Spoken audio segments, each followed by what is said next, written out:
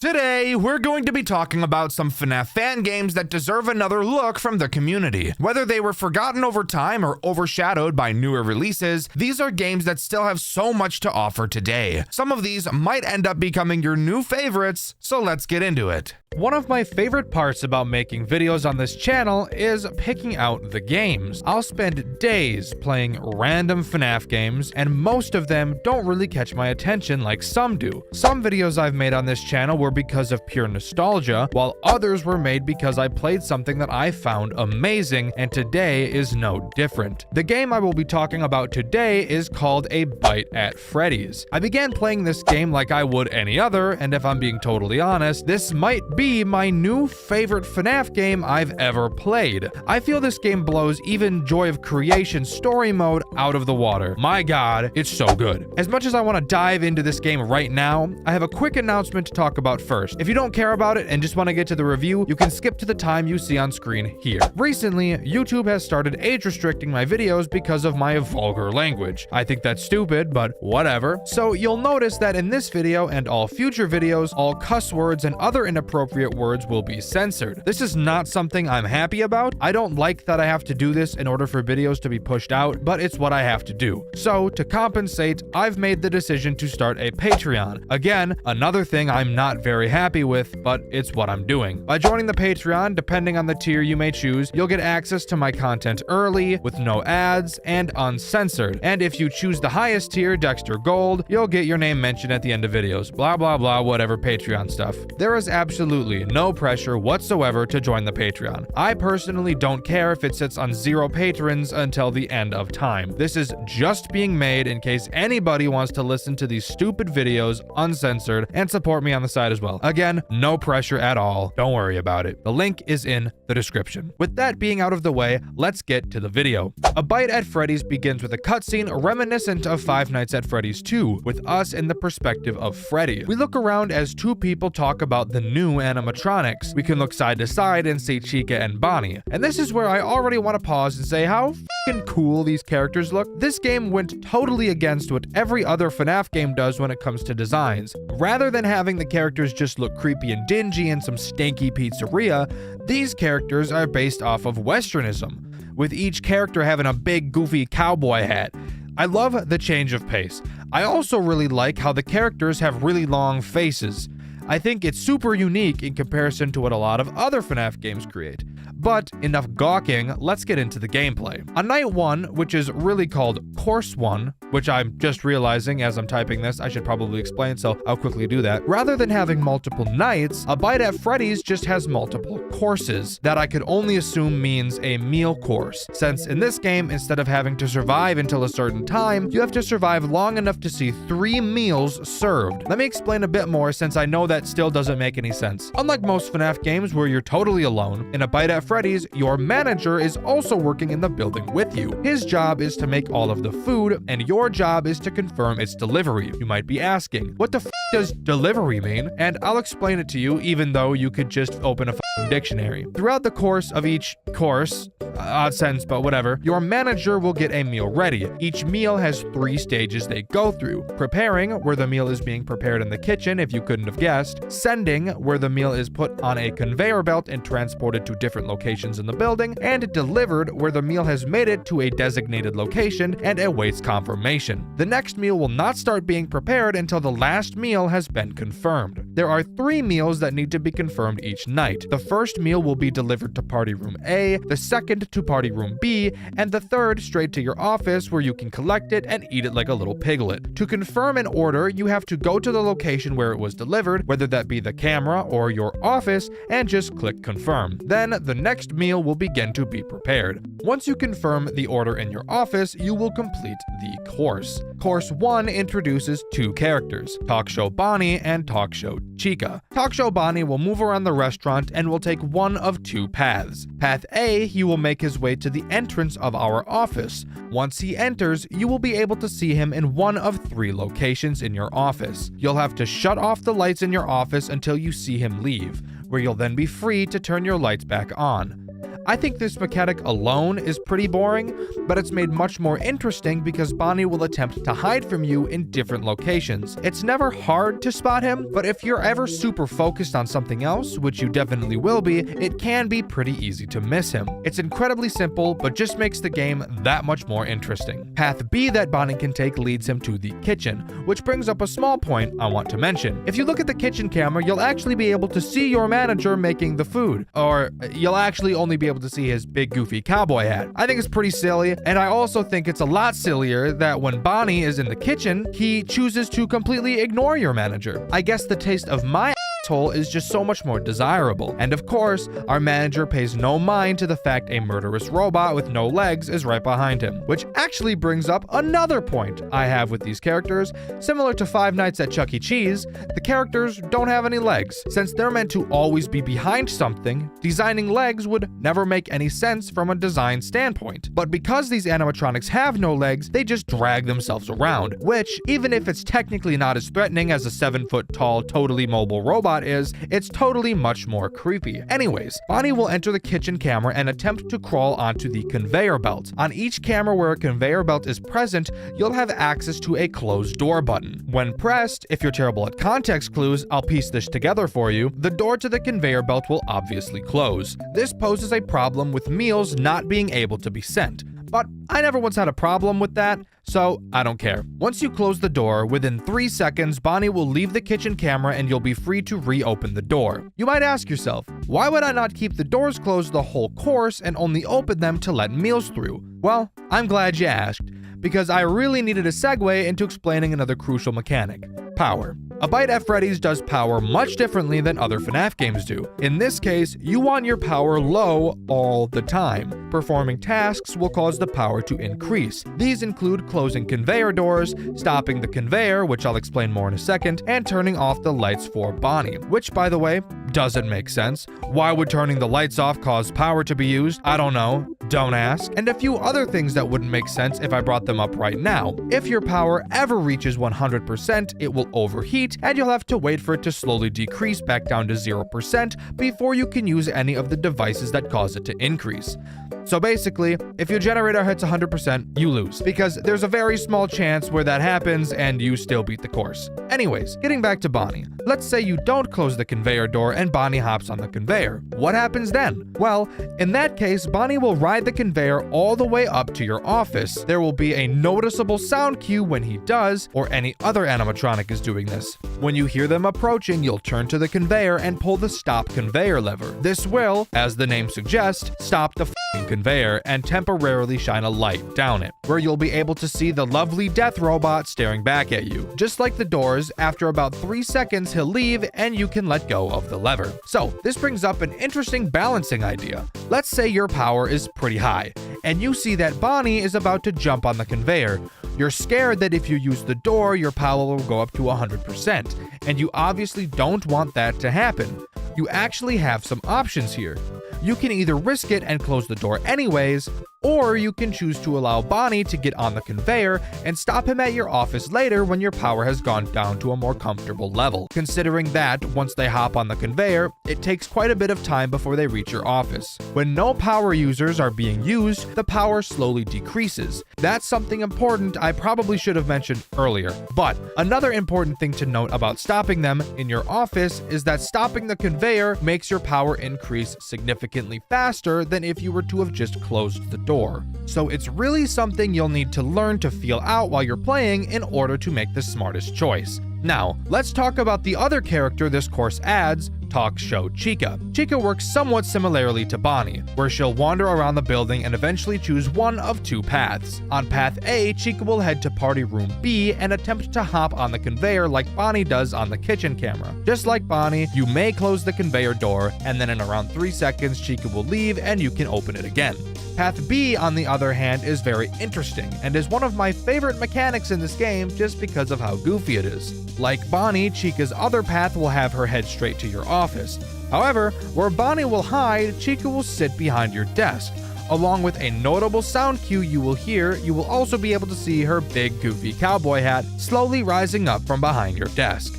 When you see her there, you need to, no joke, grab a toy gun from off your desk like this is Muzi, aim for between Chica's eyes, and fire a fake projectile at her before she fires her fake projectile at you. If you win the standoff, Chica will exit your office.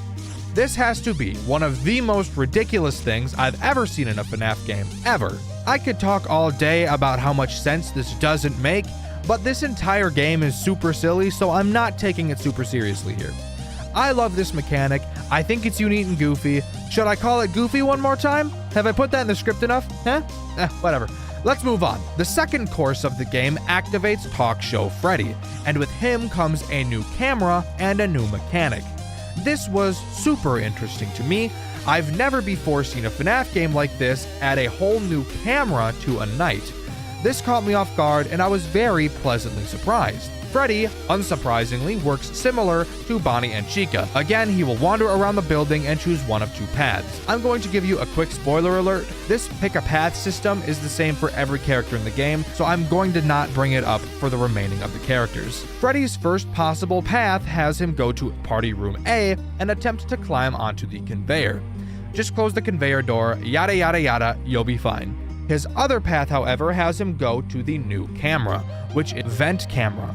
When you click on the vent camera, a few other lines will appear on the map, showing you which cameras have access to the vent, those being both of the party rooms and the hallway. I've actually never really talked about the hallway, but it will become more important later, so let me just quickly explain some small things about it now. The hallway in A Bite at Freddy's acts as a type of hub where you will be able to commonly see most of the animatronics. Multiple of the characters have a few different states on this camera, which can help you understand and be able to predict what their next moves will be. For example, Chica has a chance to appear on the hallway camera very far away. Looking at the layout of the building and where the camera is placed, you'll be able to tell that she is directly outside of your office door. So, if you can make time to catch a peek at that hallway cam, you'll be able to start a mental timer in your head for how long it will be until Chica enters your office. And because of this, you also know that she won't be attempting to hop on the conveyor in Party Room B. Anyways, back to Freddy and the vent. His second path also leads him to Party Room A, where instead of getting on the conveyor, you will see him climbing into the vent. After this happens, you will be able to hear a notable vent sound cue, alerting you to the fact he's up there and hotboxing your vent. When you hear Freddy in your vent, you must go to the vent camera and turn on the vent fan. This will cause a fan to drop down and block Freddy's path. He will then be forced to turn around, and after 3 seconds when he leaves, you can safely turn the vent fan back off. Turning on this fan works the same as a conveyor door, so it also increases your power. There is something really cool and really quirky and also a little bit skibbity about Freddy and this vent, however. In this vent, Freddy has 3 notable states. I'm not exactly sure how the game decides which state Freddy will be in, but he has a state far from the camera, close to the camera, and the final, very important state where he's very close to the camera and looking down into your office at you. When Freddy is in this peeping Tom state, if you activate the vent fan, it will actually chop Freddy's f***ing head off and it will fall into your f***ing office. What does this do, you ask? Well, when I was playing, I assumed it was just a funny little gag. The only thing I noticed was that without his head, Freddy was a little harder to spot on the cameras since the characters' heads are the most noticeable part of their bodies. What I didn't notice, however, and only found out while doing some extra research for this video, was the fact that when Freddy's head is off, his aggression increases dramatically. So much so that he will move from his start location to the party room and to the vent in a matter of seconds. And when you get rid of him, you will only have a few seconds until he's back. You know, with how many times I've lost to Headless Freddy, you'd think I'd have picked up on this, but I never did. I guess I'm just a fucking moron. Course 3 adds the most frustrating character in this whole game, Foxy. Foxy will start on a different camera from the other animatronics talked about so far. This is pretty standard when it comes to Foxy. However, for some unknown reason, instead of being Western-based like the rest of the characters, for some reason, Foxy is a scientist. What? Why? I fail to understand the thought process here. But whatever, that's not really important. Let's just go over what this goober does. Foxy's first path leads him to the kitchen just like Bonnie, where he will attempt to hop on the conveyor. What the f ever, you guys get it and don't care. Why is he frustrating is all you want to know.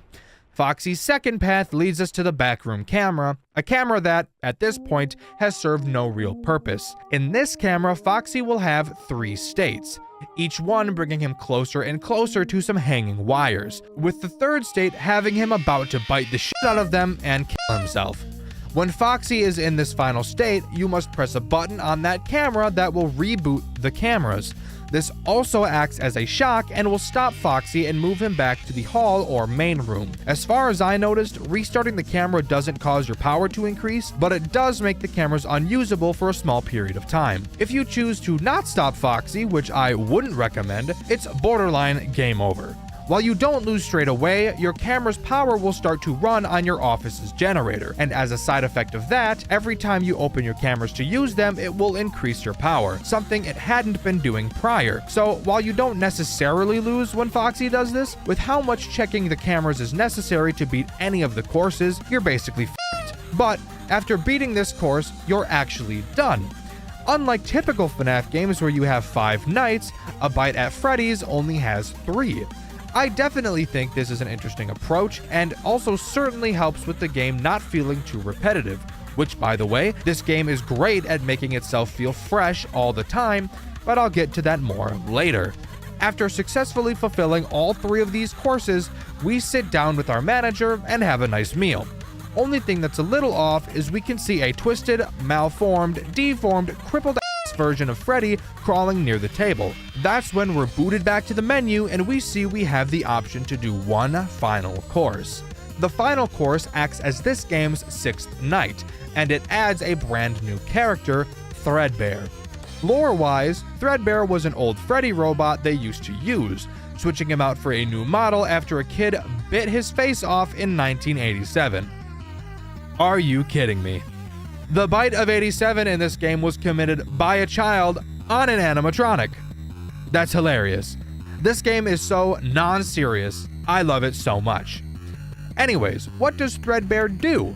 Well, as I'm sure you could expect, he acts similarly to Freddy. His first path has him go to Party Room B and try to hop on the conveyor, and his second path has him enter the vent through the hallway. The only difference you'll notice from Threadbare and the rest of the characters is that Threadbare actually has a third path he can take, that being going down to the back room where Foxy can go and immediately making you have to restart the cameras. He's not forgiving like Foxy is. Foxy has 3 stages, giving you ample warning to prepare yourself. When Threadbare enters your back room and reams you in the asshole while pulling your hair from behind, you need to immediately drop what you're doing and deal with his bullshit.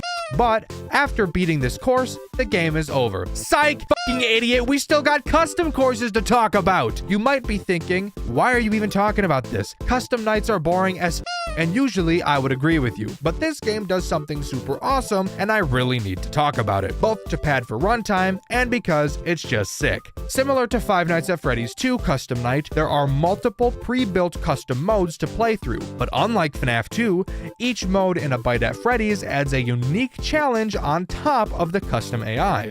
Let's start with just beating the custom course on a totally random AI number, not all 20, not all 0, and not using a pre-built challenge. Upon beating it, you will be rewarded a yellow slip, which is pretty standard in FNAF games. It starts to get interesting when you beat the custom course with every character's AI set to 0, in which case you will be given a roll of toilet paper. This is incredibly stupid, but I love it. It's so goofy that this was even thought of. It's the small things that matter in games sometimes, and this proves that point. Now, let's get to the challenges, starting with Basket Hunt. Basket Hunt has Freddy, Bonnie, and Threadbare active, Bonnie and Freddy having an AI value of 10, and Threadbare having an AI value of 5. The extra challenge of this course is that, after a meal has been prepped, the basket it's in will be sent to a totally random room. You'll have to search through the cameras like a Where's Waldo in order to find each basket that comes through. Not only is this a super cool addition that the creator 100% didn't need to add, our manager can also be seen with a bag over his head. Since he claimed we were so good at working, he could do it without looking. Because of this, it's probably why the meals get sent to the wrong location, because he can't see where he's going. And on top of that, after beating the course, the final meal that gets sent to your office has a boot instead of food, because again, the f***er can't see anything. I think this is such a cool little extra cherry on top. The level of detail is so great, and again, wasn't even necessary. I love everything about this game. I actually don't have any complaints up until this point. The next challenge is Haunted Roulette, arguably the weakest of the challenges. In this mode, the characters active are Freddy and Chica with an AI value of 10, and Bonnie and Foxy with an AI value of 5. In this challenge, you get a unique item called the Shocker. Throughout the night, key tools you use may become haunted, those tools being your toy gun, light button, vent fan, and conveyor lever. Throughout the course, while you're being attacked, you'll have to keep a close eye on these tools and use your shocker on them if you notice they're haunted. If you try to use a tool while it's haunted, the actual tool will jump scare you, which is just fucking, say it with me, goofy. On top of that, beating the night rewards you with a haunted meal basket that, when grabbing, will also jump scare you. What a treat. Coming in the opposite of hot, we have the next challenge called Cold Kitchen. This challenge consists of Freddy and Bonnie with an AI value of 10, and Chica and Threadbare with an AI value of 5. In this challenge, the heater in the restaurant broke, and to compensate, our manager is wearing earmuffs, which you can see on the kitchen camera. How cute. But this course's challenge is directly affected by the cold.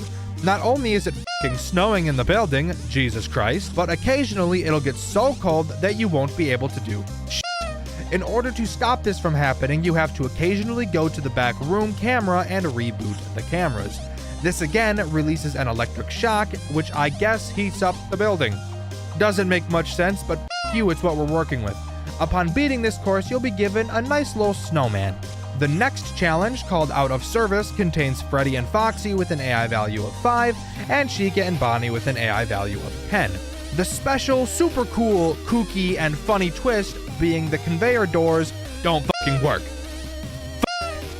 If you recall earlier, I said you're able to allow animatronics through the conveyor and stop them at your office later, and doing this gives you a good opportunity to think and balance your power. Guess what, lips? That can't happen here. If an animatronic gets onto your conveyor, you're f***ed. Because on top of the doors not working, the lever in your office doesn't work either, so you won't be able to stop a god thing. This mode led me to develop the strategy of only checking the kitchen cam, party room cams, vent cam, and back room cam, since the rest aren't very important. Eventually, I started glancing at the hallway cam just to see where Chica was and if Threadbare was going to be climbing into the vent soon, but I didn't start doing that until a later night I'll talk about in a second. Anyways, beating Out of Service gets you finger puppets of Freddy and Bonnie. What about Chica and Foxy finger puppets? I hear you bitching about. Shut the f*** up, I'll get there in a second. The next challenge is Lunch Rush, which has all 5 animatronics at an AI value of 10. The extra challenge of this night is that you have to confirm 7 orders when every other night you've only had to confirm 3. And with every animatronic at 10, this is a course where your nerves really start to get tested. And this is also the course where I started checking the hallway camera. After beating this course, you get a Bonnie clock. Why is it Bonnie? I don't know. Because rabbits are fast? I don't know. Get off my ass, man. I'm trying my best here. The final built-in challenge is called Full Course, which has all characters at an AI value of 20. This is just as you'd expect it to be, but something important to note, A Bite at Freddy's has characters activate in an order. Even with their AI values cranked up as high as they are, on Full Course, each character still won't begin moving all at the same time. Don't get me wrong, this challenge is still incredibly difficult, it just isn't incredibly difficult right out of the gate. Beating this challenge gives you the Foxy and Chica finger puppets you were bitching about earlier. By the way, I still have yet to beat Full Course. I know that I can, I just haven't had time to pour the attempts in needed to do so. Now, what if I told you there was a challenge even harder than Full Course? Harder than all 520 mode. Would you believe me? Well, you should, because I'm not just bringing this up for no f***ing reason.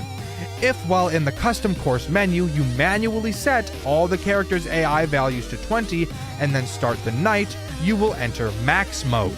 It's very similar to Full Course, but with one major difference. Every character activates right at the start of the night. You might think that's not a big change, but I promise you it's noticeable. You may not notice right away, but as the game goes on, your power will slowly start to creep out of control. It's insane what making the characters start at different times can do in terms of balancing. It's crazy how much more difficult it is when played this way. Even though the characters are just as aggressive, with them starting at the same time, you'd think that they were f***ing at 21. But if you somehow manage to beat this challenge, you'll be awarded with a Fredbear finger puppet, which confused me when I read about it because, as we know, a Fredbear doesn't actually exist in this game. So who is this? My only possible guess is that Fredbear is just Threadbare before he got his face all eaten up on, but I guess I'm not totally sure. I've covered a lot of games made by the developers in the Five Nights at Freddy's Fanverse initiative. I've covered the fantastic Joy of Creation made by Nixon, the famous Five Nights at Candy's by Emil Mako, and I've covered the gorgeous One Night at Flumpty's by Groomer Jonachrome. For the most part, I've enjoyed all of these games, but there is still one game in the initiative I have yet to cover, Pop Goes by Kane Carter. Another incredibly well-known FNAF fan game with a lot of people having a sweet spot for it. Today, I'm here to find out why. Stick around because I've got a lot to say about it. As mentioned, Pop Goes was created by Kane Carter and was released to the public on June 26, 2016. Immediately, it got a lot of recognition, with FNAF fan games definitely being popular at the time, but it was still new to find a game that remotely matched the quality of the originals. And Pop Goes 100% did. The game shares lore in continuity to the official Five Nights at Freddy's games. However, it does retcon everything FNAF 4 onwards, meaning in order to understand the lore, we have to think only about FNAF 1 through 3. With that key detail out of the way, let's get all around the cobbler's bench and right into Pop Goes. A lot of FNAF fan games like to have an opening cutscene, but not Pop Goes. This game will already get you on your toes by not even showing you the standard newspaper, just jumping right into night 1, wiping its balls all over my forehead. Fantastic. Something you'll notice immediately is the way that Pop Goes handles the office. It's honestly probably the coolest office I've ever seen come out of a FNAF game. It actually comes out of this game harder than you gooners come out of the closet. While in the office, which is hard to even call an office honestly, you will be able to look 360 degrees all around you, with 4 different directions to look in, all serving a different purpose. Although I will admit one of them doesn't really have any reason for existing, but we'll get into that later. Starting directly in front of us, we have our cameras, which are controlled by our phone, and some colorful buttons. Since this is where we'll be spending most of our time, I'll talk about this a bit later. Turning to our left, we can actually see one of the animatronics, and it's at this moment it becomes apparent that we are not in an office, but are rather just in a giant-ass room in the restaurant. This character's name is Blake the Badger, but he's harmless on this night, so as I've already said multiple times, we'll talk about him later. Turn left again to look behind us, and we'll be able to see the actual fucking stage where all the characters are. Holy shit, my butthole just puckered and my penis just retracted up inside of my body. We are literally constantly next to almost every animatronic in the entire game. You might think that'll make just about everything in this game useless, since they're already pretty much free to grab up on us, but as you'll learn throughout this video, these guys have a very, how should I say this, retarded thought process. Finally, turning once more to the left, we can see a window to the parking lot, with a bird character standing outside. We'll talk about what he does later, but for right now, I want to talk about what actual purpose this window serves. On the bottom of the screen, you will see a panic meter. Naturally, throughout the night, it will rise, and looking at animatronics will cause this panic meter to rise faster. In order to make it decrease, you'll need to look to the right at the window. I guess looking outside makes you remember how much you enjoy touching grass. Just kidding. Being outside is scary, and it's summer right now, so it's really fucking hot. I'd rather die than go out there. Fun fact, as I'm writing this script, I'm not wearing a shirt because of how blazing hot it is, even though it's only 9:45 p.m. What kind of bullshit is this? Why is it so goddamn hot where I live? This shit is ass. Oh, and by the way, as I'm recording this, it's currently 11:48 p.m. and it's somehow gotten even hotter. Also, by the way, put your dick back in your pants. You're not going to see me shirtless. And stop imagining it too. I already know how weird you fucking freaks are.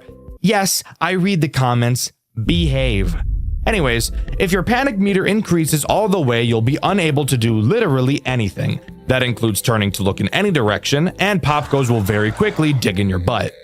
Want to hear a really cool fact about this? Turns out I'm actually the most retarded person on the face of the planet Earth.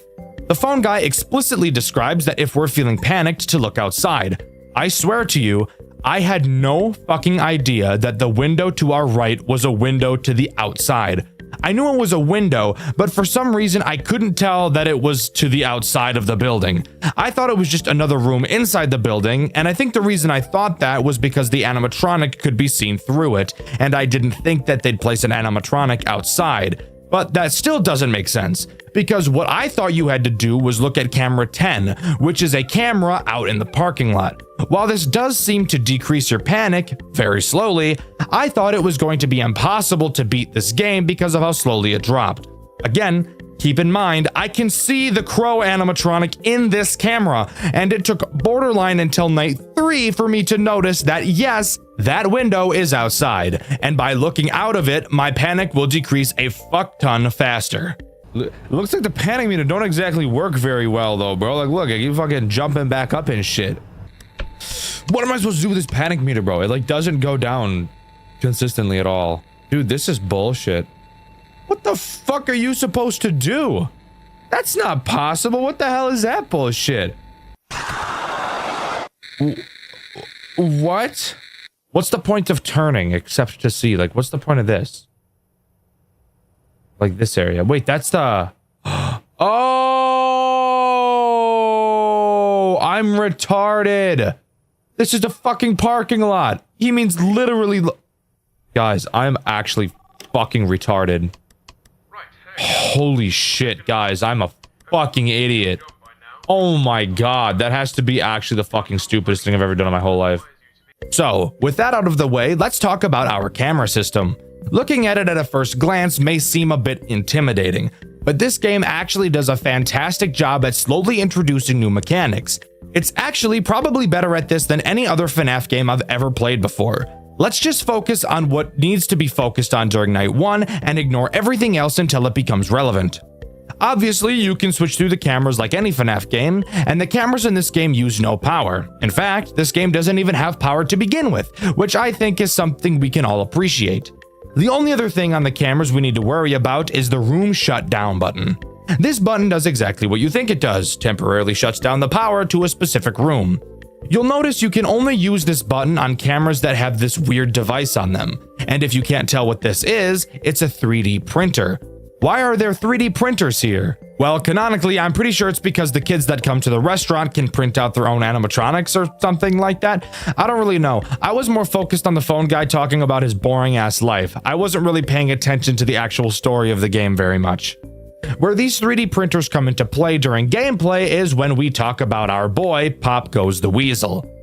Yes, we are actually introducing the main character of the game on night 1, something quite a few FNAF games don't like to do until later nights. Pop Goes will leave his stage and head towards any room with a 3D printer, which by the way you can actually turn around and watch him leave via walking through the very room you're sitting in. Remember how I said the characters in this game make some pretty retarded decisions? Yeah, this is one of them. If Pop Goes' goal is to kill me, why doesn't he just do it? He's literally directly behind me. It would not be hard at all. In fact, the only time he does kill you is when your panic meter gets too high. So, if he doesn't kill you himself, how is he a threat? Great question, and one I'm going to answer because, no shit, it'd be a pretty shitty review if I didn't explain anything. Once Pop Goes enters a room with a 3D printer, he will attempt to print out a piece of a character called the Black Rabbit. It's literally just Shadow Bonnie from Five Nights at Freddy's 2. In order to stop him, you will have to shut down the room he's in before he prints it. This will make the printer turn off and will make him leave to go find another one. After a few seconds, the power to the room will automatically come back on, so you don't have to worry about losing sight of the room forever. Pop Goes is completely relentless.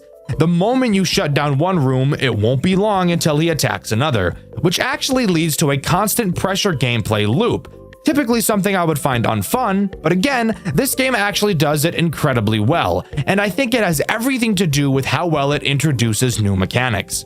But back to Pop Goes. If you don't shut down the room fast enough, he will print out a piece of the Black Rabbit and walk back to the office. If you turn around, you can actually catch him placing the piece he printed out on the table behind you. If he prints out every piece, the Black Rabbit will become active and immediately kill you. I personally never died to the Black Rabbit, which goes to show either how easy this game is or how much fun I had playing it that I was able to find a rhythm.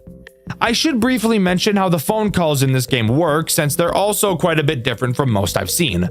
Unfortunately, the phone guy is British. I know that should be given a warning in and of itself, but let's try to move past that tragedy.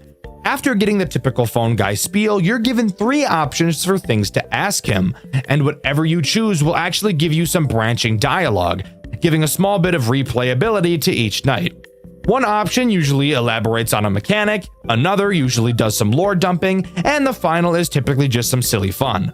Small details, I'm telling you. They're what make me appreciate games the most.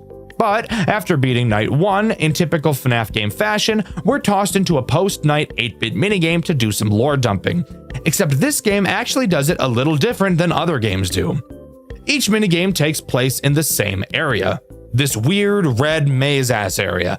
I have no idea what the floor is supposed to be made of, but let's ignore that. In this minigame, we play as Stone the Crow. This is the same character that stands outside of your window in the parking lot, by the way. Each character you play as in this minigame will have a different path you need to follow, and a different item you can interact with. This is the route you need to take as Stone. Following this path will lead you to a balloon boy chained up. Once you see him, the minigame ends. However, if you want to get one of the special endings in this game, there is something you need to do first. In each minigame, you will be able to find a secret character named Simon. Once you find him, you will be transformed into what I'm going to call a purified version of the character. Once purified, if you head over to the balloon boy, instead of the game just ending, you'll actually be able to free him from his shackles. This will happen in every minigame, just with different paths and characters. Additionally, if you interact with Balloon Boy's hat before you reach his room, a short cutscene will play. And by cutscene, I mean a single fucking drawing. But hey, that's cool, I suppose. As far as I'm aware, looking at these drawings doesn't aid in getting you a special ending, just some fun extra lore to find. Night 2 introduces 2 new characters, except they both do the exact same thing at the exact same time in the exact same way, so they're basically only one character. Those characters being Saffron and Sarah the Squirrels, aka this game's gooning material. Get your Jergens out, or just use your hand if you have foreskin because your parents don't love you. Saffron and Sarah, like Pop Goes, can be seen on stage directly behind you. They too would prefer to do something incredibly complicated and retarded rather than just blow your back out from behind like any normal attacker would do in this situation. They introduce a new mechanic, your vents. As I'm sure you could guess from me saying that, these two travel through your vents in an attempt to drop down on you and sit on your face, which is exactly why I never stopped them. Anyways, you can toggle your vent camera on a majority of cameras around the building. Think of the map as a big roundabout these two have to go around. They start in camera 8, then go to 6, then 3, then 1, then 2, then 5, then 7, and finally arrive at your office. So you have plenty of time to stop them. But be warned, once they travel into a new vent, they will never go back under any circumstance. So really make sure you stay on top of them. Personally, I'm into femdoms, so I prefer to be on the bottom of them, but that's really not important. When you spot them in your vents, you must turn on your vent heater, which will cause lasers of all things to shoot down in the vent, blocking their path. The phone guy tells you that these lasers will stay on for 1 minute, except this game has a crazy twist, and the twist is that he fucking lied. The lasers actually only stay on for 9 seconds. Not 10, 9. Fuck me, I didn't want to see a nice round number anyways. Don't fret, you don't actually have to keep track and count in your head, as on your cameras a heat symbol will appear whenever your lasers are active, meaning that as long as you know how to use your eyes, you'll always be able to tell whether or not your lasers are on without constantly having to toggle vent to check. Kane could have easily not put this heat symbol in the game, and without changing any mechanics, it would have made it a fuckload more difficult. But Kane cares about video game balancing, and I really respect him for that. If the squirrels get all the way through the vent, they will appear in the vent directly above your head. If you look up, you'll be able to see them peeking down at you. Much like Pop Goes, these girls actually never attack you. Instead, what they do is snatch up your phone like a frat boy snatches up Easy Cooter. Obviously, without your phone, you won't be able to switch cameras, meaning Pop Goes will be free to build up the Black Rabbit and you'll be done for. However, it's much more likely that your rapidly climbing panic meter will get you killed first.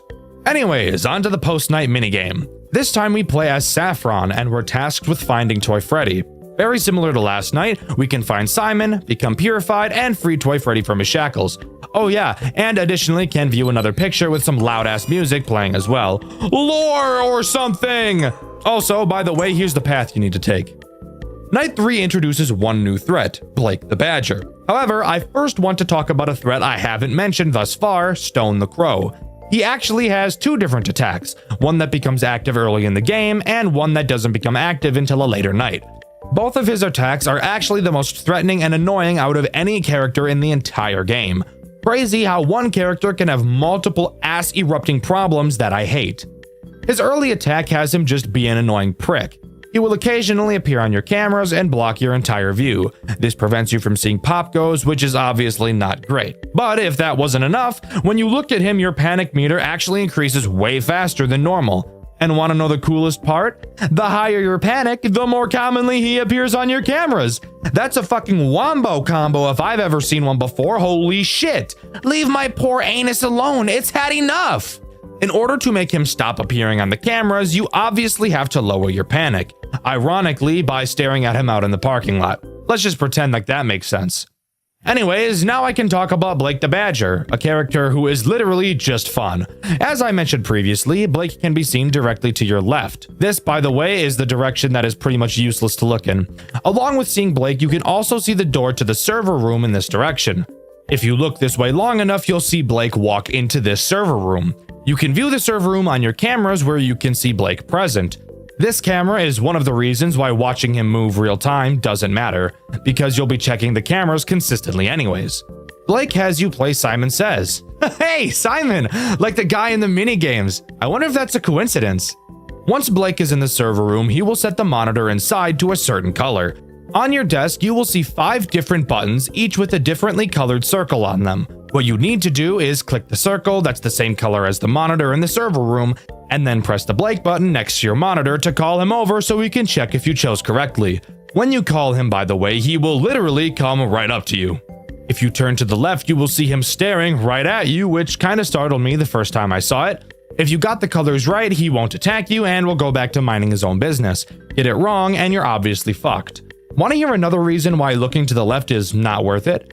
Well, if Blake happens to be there because he's checking on your color, if you look at him, your panic meter will increase drastically. So there is literally never a good reason to look to your left, ever, so just don't. Night 3's post-night minigame has you play as Sarah. I'm sure you can already guess what you need to do. Find Simon, become purified, and find my wife Toy Chica and free her from her shackles, and then let her use those shackles on me so she can have her way with me. But let's leave Chica and I alone while you guys move on to Night 4. Oh yeah, and here's the path. Night 4's new threat is Stone the Crow. While yes, I've already established his camera blocking threat, that's not the only threat he has, as I've already mentioned. This is the night where his much more annoying problem arises. If you are to look out of the window for too long, Stone will turn his head towards you and, I'm not joking, make the most ear-piercing, skull-fucking degrading screech I've ever heard in my entire life. I'm not lying. It's actually the loudest noise in the whole game, and it scared the fuck out of me every single time I heard it. Oh, for fuck. My goddamn ears, bro. When he turns his head at you, your panic meter will increase faster than anything else that causes it to increase. Like, I'm talking fast as fuck. Usain Bolt type shit. Obviously, turning away will cause him to stop staring, and you'll be able to look at him again to decrease your panic that he so rudely increased. This does bring up an interesting dilemma and will force you to come up with a new strategy when playing. You know that looking out the window for too long will cause him to look at you, but you also need to keep your panic empty so he doesn't appear on the cameras. So you need to figure out a proper way to both deal with Pop Goes, the squirrels, and Blake, while also looking out of the window frequently enough to not cause Stone to look at you, while also keeping your panic meter completely empty so he doesn't appear on the cameras. Because once your pattern breaks, it will be very difficult and stressful to get yourself back on track. Night 4's post-night minigame has you play as Blake. Here's the path you have to follow to get to Mangle, but remember to find Simon and purify yourself first. I'll never understand the attraction some people have to Mangle. I don't even see how sex with her would be fun.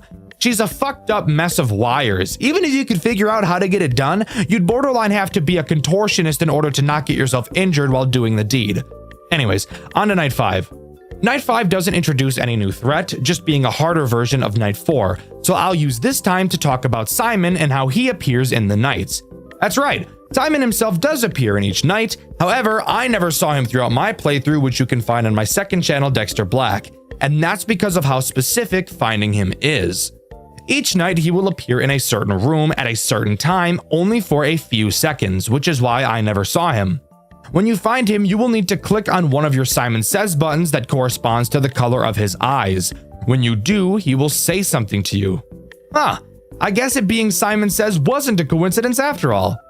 On Night 1, he will appear in the arcade's vent camera at the 526th second of the night. That's right, it's actually that specific. His eye color will be red and he will say the following. Simon Says.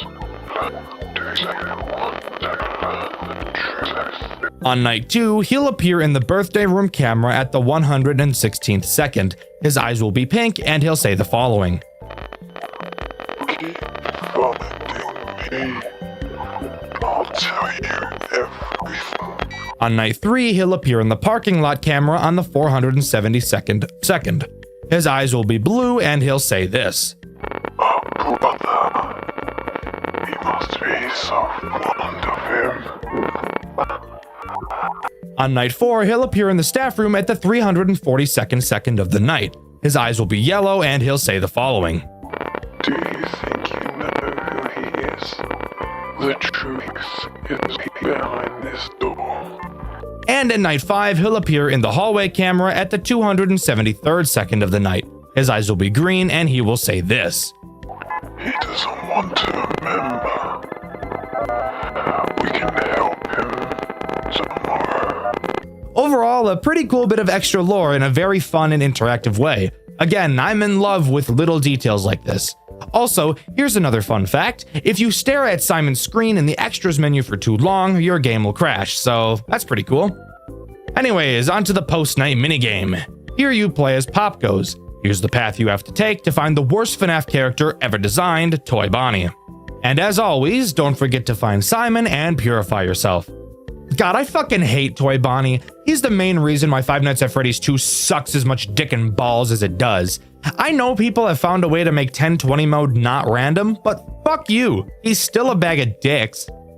Night 6 once again adds no new threats, just being the hardest non-custom night in the entire game, really amping up the game's difficulty.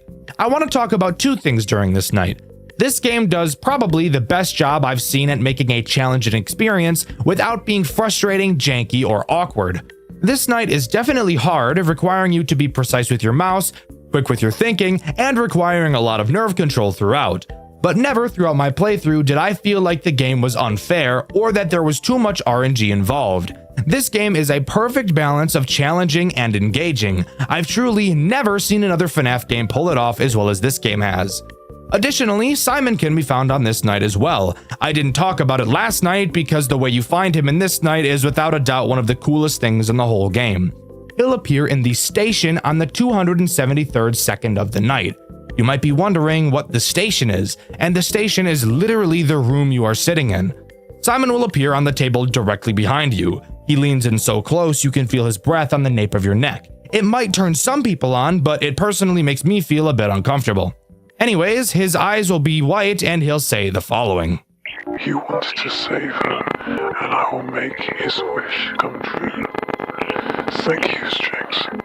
If you've done everything correctly in the post-night minigame so far, you'll be put into the 6th night post-night minigame where you play as the Black Rabbit. Finding Simon, you'll realize he looks different, appearing to be glitching as the purple guy, and upon purifying, you seem to become Spring Bonnie, implying that either Simon has been William Afton the whole time, or that Pop Goes has been trying to construct William Afton the whole time. Continuing forward, you find a man and kill him. This man being Fritz, or Jeremy Fitzgerald, the phone guy who's been talking to us throughout the nights. Hold the fuck up. The phone guy has been Jeremy Fitzgerald, aka the person we play as in Five Nights at Freddy's 2? Again, keep in mind that anything that happens in the official FNAF games from the 4th game and beyond are not canon in Pop Goes. Throughout the game, Fritz talks about an accident he had at Freddy's, never going into specific detail as to what it was. I'm going to take a guess he was either the Bite of 87 victim or the Bite of 83 victim, since he also mentioned that he used to work for Freddy's. You might think that it can't be the Bite of 87 because we already know that that was a child, and Fritz mentions that the accident happened when he was a teenager. But again, remember that we learned it was a child in Five Nights at Freddy's 4, which isn't canon to this game, so it could be up in the air. If you have a better idea, or you know I'm wrong as fuck, let me know in the comments. I love reading your guys' corrections. During the last night of this game, Fritz asks us a question. Would we forgive someone who did something terrible, given that we've known the person for a long time? Then, instead of getting to ask him a question at the end of the call like every other night, we're instead only given the option of selecting yes or no, with no response given after our answer. I'm going to assume that this hypothetical question is about William Afton after he did what he did to the children. Fritz mentions earlier in the call that he feels like William probably had a good reason to do what he did. Fritz knew William and didn't want to believe he killed the kids with no good reason. I think he asks us that question in an attempt to make himself not feel so alone in wanting to forgive him. After killing Fritz in the final minigame, one last cutscene plays out. We're back in our office and we watch as Simon approaches us and stares deep into our eyes, making us fall in love. No, I'm kidding. I mean, he does stare at us, but I highly doubt it's for that reason. And with that, we get the grave ending. As far as I'm aware, this game's version of a true ending. And that's where Pop Goes comes to a close. Overall, I actually love this game. Originally going into it, I was nervous that this video was going to be another hit piece like Jolly, but I was actually very pleasantly surprised when it turned out to be a very enjoyable experience.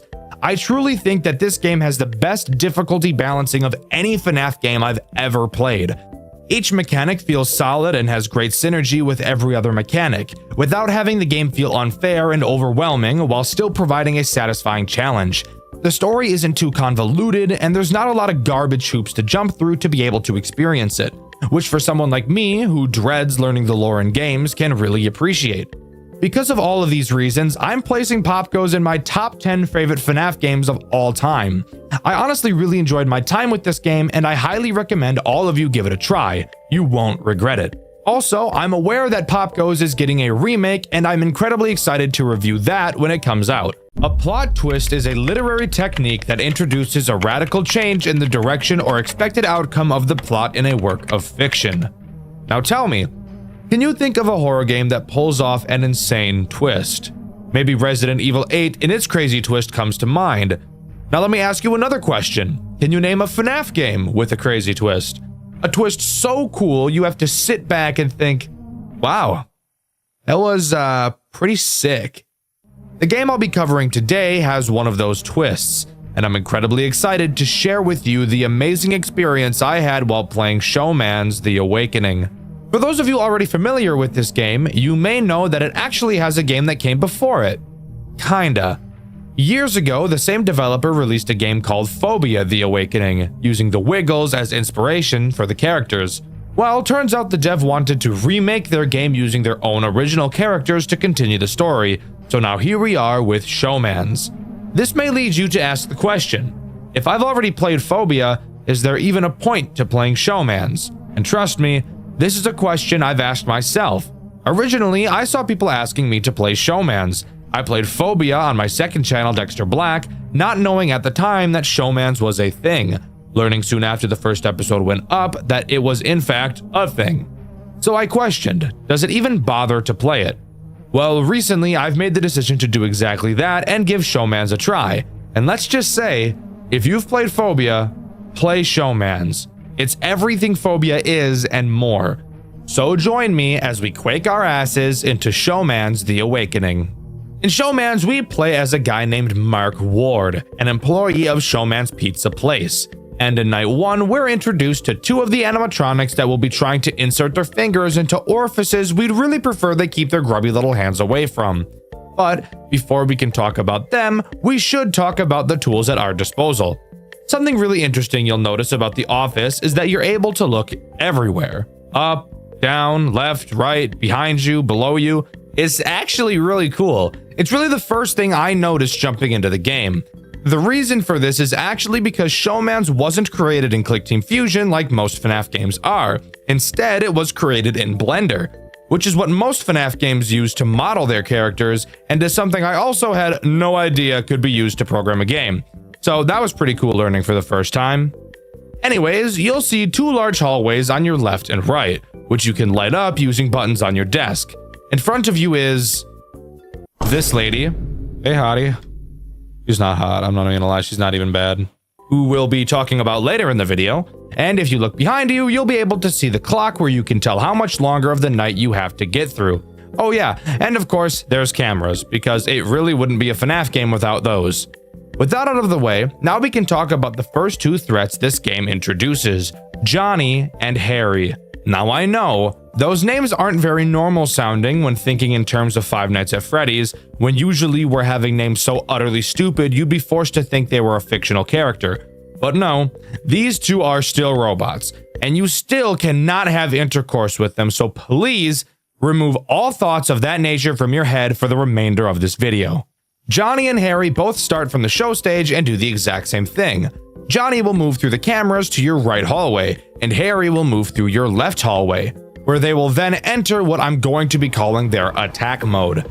During their attack mode, they have 5 phases. Each phase has a sound cue, and it's important that you're listening for them. With each phase, they'll move closer and closer towards your office, with the final phase having them walk up to you.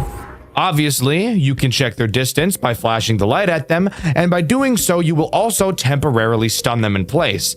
However, I would highly recommend you don't turn the lights on when they're in the hall, as I personally feel it's much more efficient to just let them attack you so they can piss off as fast as possible. Every time Johnny or Harry enters a new phase, their eyes will glow for a short time after their sound cue plays. So when you hear it, you can just turn in the direction to double check that they've moved. On these earlier nights, you really don't have to be super careful with them. Flashing lights and not counting sound cues isn't really important since they're your only threats. So I'll get into a bit of a better strategy for them later on.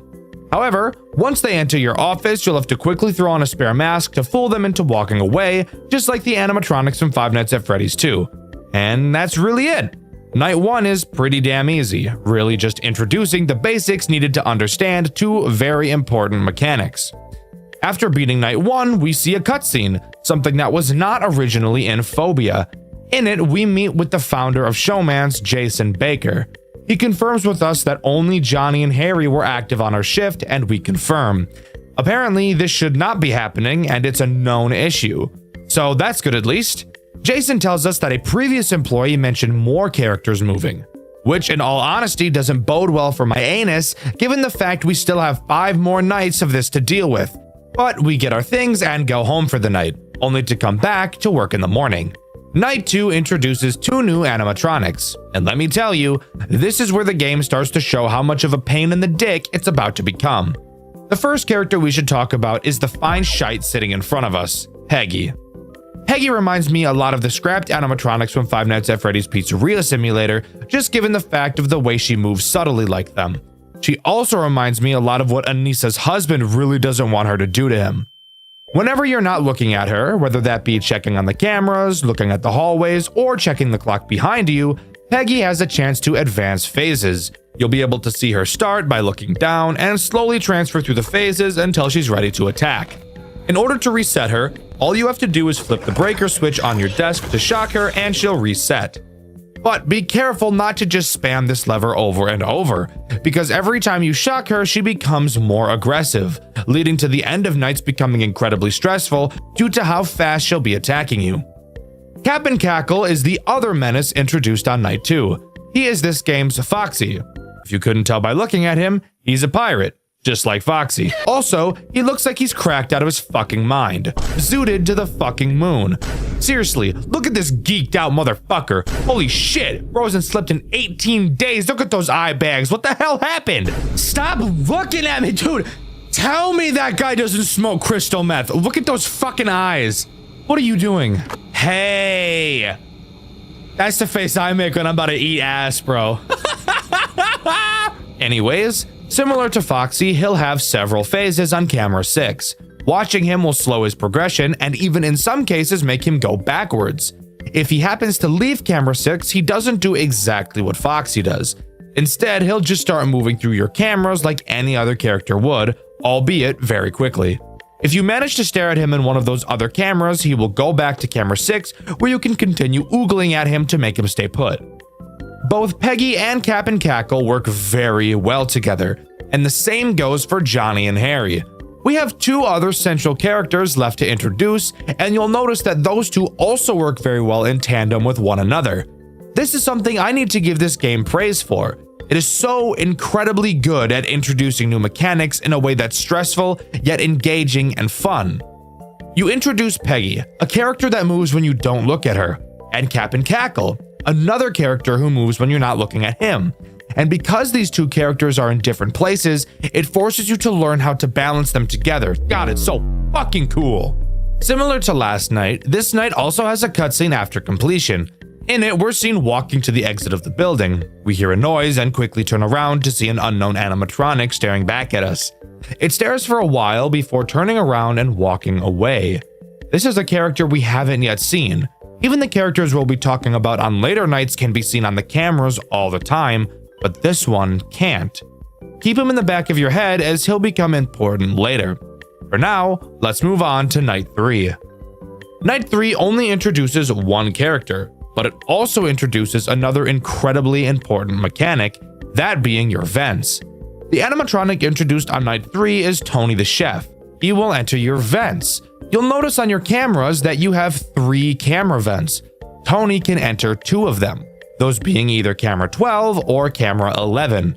In these vents, he will have multiple phases he will move through before attempting to enter your office. With each movement, a very quiet sound cue will play, a stark contrast to Phobia where the sound cue was very noticeable. By double-clicking on a vent cam, you can lock the vent. Locking a vent uses no power because the game has no power to begin with. Praise God. Once a vent is closed, you can keep it closed as long as you'd like, with no consequences. The only downside is that you can only close one vent at a time. So this night really isn't all too different from Night 2. Well, now's the time when I want to talk about sound cue counting with Johnny and Harry, as it's this night where you'll probably want to start getting used to doing that. As I mentioned earlier, Johnny and Harry each have 5 different phases in your hallway. The first is when they initially enter the hallway. You'll be able to tell because you can see their eyes in the hallway for a brief moment, and because you'll be able to hear their big ol' feet stomping around, kind of like I want Toy Chica to stomp on my testicles. Once one of them enters your hallway, you can stop checking on them and focus on listening. Start a mental count of 3 in your head. All sounds in this game are directional, so that really helps. Whenever you hear footsteps on either side of you, decrease that side's number by 1.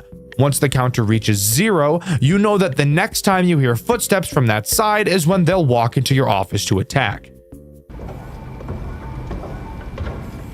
Okay, 4 left, or 3 till he's at the last stage.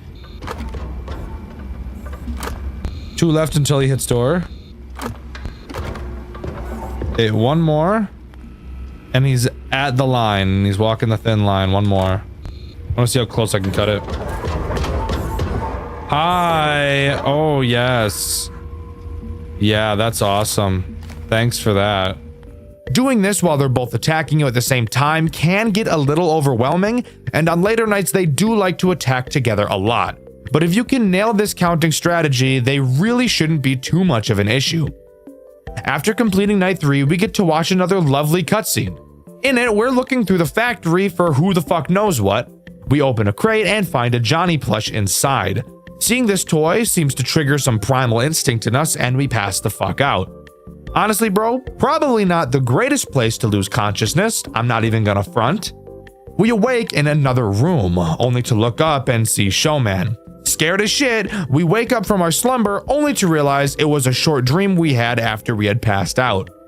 There is clearly something mentally wrong with our dear, beloved Mark. We just have to figure out what it is. Night 4 introduces the man himself, Showman. Showman works in perfect tandem with Tony, also attacking your vents. Although, unlike Tony, Showman can only attack your camera 13 vent. However, he also fucking loves to do this at the same time that Tony is jumping penis first into your vents. Showman only has 3 phases in the vent before attacking, so notably faster than Tony. So while both of them are attacking your vent, you really have to be counting their positions to figure out whose vent you need to close first, because once again, you can only have one closed at a time. If one of those fuckers get into your office, they're gonna crank that soldier boy and clock you in the jaw. I'm just gonna go ahead and put this on and hope to God. Okay, so it didn't work.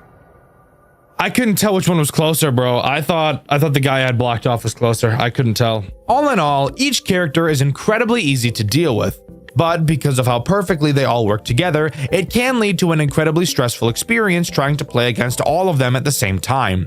However, never at any point throughout my playthrough did I feel like this game was unfair or that RNG was too much of a factor. This game, dare I say it, might have borderline perfect video game balancing. After completing night 4, of course, we get another cutscene. This one taking place before we go to work for the night. Before we enter our car, we get a call from Jason, telling us not to come in to work tonight. He says things are getting too dangerous and that it would be unsafe for us to go through our shift. We agree to not go in tonight, except the plot twist is that I fucking lied and we're gonna go in anyways, because we hate authority like a 16-year-old white boy from the suburbs. On night 5, we get a call from the phone guy, and let me tell you, he is absolutely pissed that we decided to come in for the night. He explains that anything in that building that moves will be demolished in the morning. He tells us to do whatever it is we're trying to do and get out, because they're not going to send anyone into the building to get us out. Other than that, Night 5 is exactly what you'd think it is, just a much more difficult version of Night 4, really testing your reflexes and especially your nerve control. But on this night is when I have to bring up really the only problem I have with this game: volume. This game is actually the loudest fucking game on planet Earth. Holy shit. Everything makes noise, and it makes a damn lot of it at that. There are typically ambient sounds in FNAF games, but for the love of God, this game plays intense music throughout most of the night, and it is loud as dick and balls. Want to hear the best part? As you get closer and closer to 6 a.m., the music adds more components and gets even fucking louder! This really doesn't help when so much of my strategy revolved around listening to sound cues. It's fucking crazy just how loud this game is! Now granted, was this something that was intended? Most definitely. And I'm not even saying that it's a bad thing, because obviously inherently it isn't. I was still able to beat the game just fine, and I feel like most other people would be able to beat it just fine as well. But this is something I couldn't not talk about. I love this game, but of course I'm not going to always be able to glaze everything I see, and I think this is truly the only flaw this game has. But hey, who gives a fuck about what I think? Let's move on to the cutscene, baby. Let me just say, I love this cutscene. I think everything about it is great. The pacing, the acting, everything is just so good that I don't want to ruin it by just talking about it. I'd much rather just show you.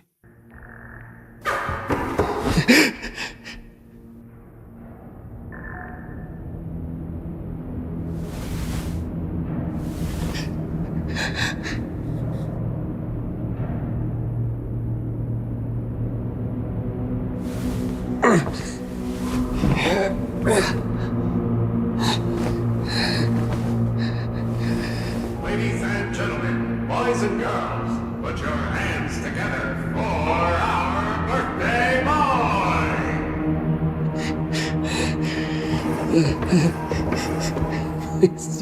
Just leave me alone.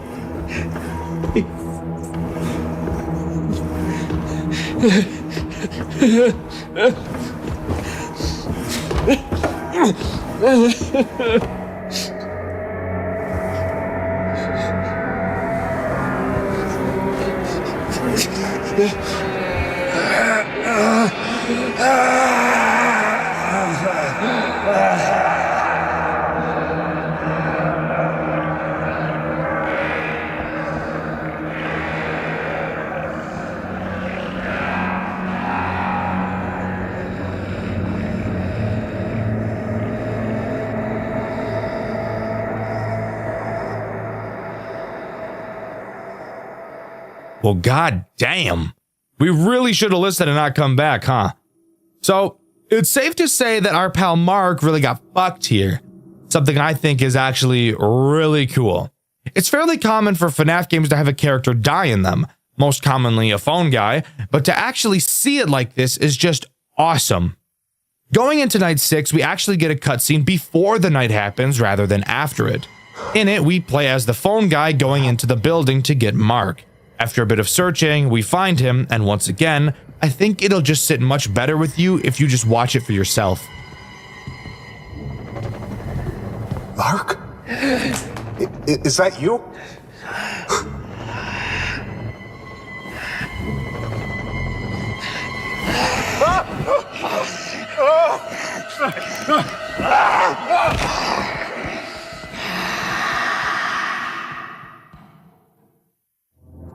You shouldn't have went in there, bro. You shouldn't have went in there, bro. You shouldn't have went in there, bro. You should have done that shit. Oh, fuck. Oh, God. Oh, God. Oh, my God. What do I do? Keep yourself together. Are you fucking me? That's right. Turns out Mark isn't dead, but is just kind of possessed. Phone guy, or his real name, Matthew, runs back to the office with Mark on the pursuit, and night 6 begins. Night 6 consists of 4 threats, 2 of which we've already covered, Cap and Cackle and Peggy. However, you'll immediately notice that they both look pretty fucked up. Why is this? Well, turns out by demolish the animatronics, they really meant set the whole fucking building on fire. Because once again, it wouldn't be a FNAF game without a fire, right? Oh yeah, and of course, they are way more aggressive. Another thing you'll notice immediately is that we're stuck with the flashlight instead of the building lights. And let me tell you, as I'm sure you can already see, it is dark as fucking shit in this goddamn building with no lights. Of course, your flashlight has power, so you'll have to use it sparingly. You'll need to use it to check the hallways and to even be able to see Peggy in front of you. This honestly adds a whole new level of fear to this game, mainly with Peggy. I never got very good at telling when she switched positions, and to now have it where I can't even naturally see her just added a whole new fear factor, and I love it. The other 2 threats are the animatronic we saw in the post-night 2 cutscene, dubbed The Figure, and Mark himself, which is honestly one of the coolest twists I've ever seen. Having the character you've been playing as the whole time flip like this, it's insane. It's honestly one of the coolest things I've ever seen come out of a FNAF game. Let's start with Mark. Mark works the same as Harry and Johnny, except I feel like he's even easier. He can attack from either of the 2 halls, and unlike Johnny and Harry, you cannot see his eyes. He's also much, much quieter. The reason I think he's easier? Well, you don't have to do any mental counting to tell when he's going to attack, as he has a totally unique sound cue for when he enters your office. So as long as you've got fast reflexes, it's really just a game of waiting to hear the sound cue and putting on the mask.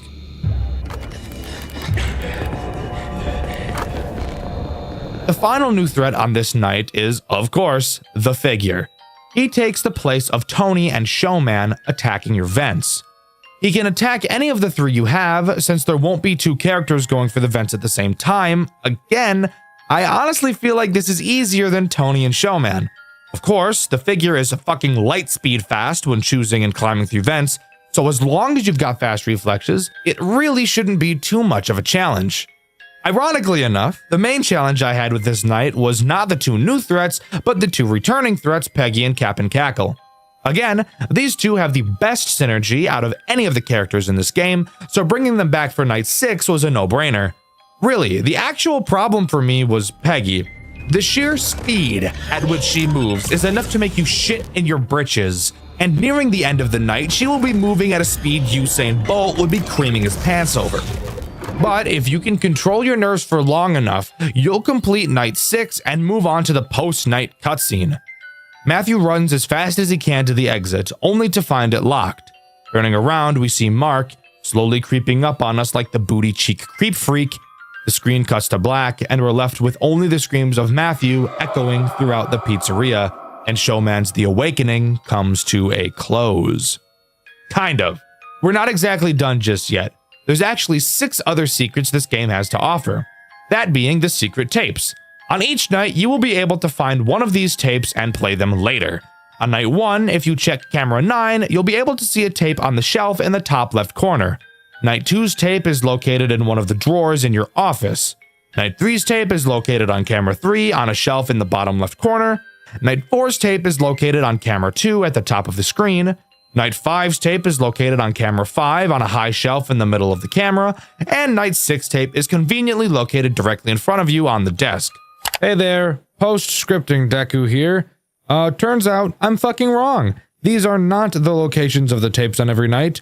Turns out every single night, besides the 6th one, has a random location for each tape, each being on a different camera. This was just the order that I had. So, yeah. Sorry about that. These tapes, as I'm sure you could have guessed, go over some extra bits of lore to help us piece together the story. And this is the part of the video where I say, I'm very sorry guys, I'm terrible at talking about story, but I'm going to try my best here. Tape 1 shows all of the characters on stage singing the happy birthday song to a kid whose name isn't explicitly said. We can see by the date of the tape that this takes place in 1995.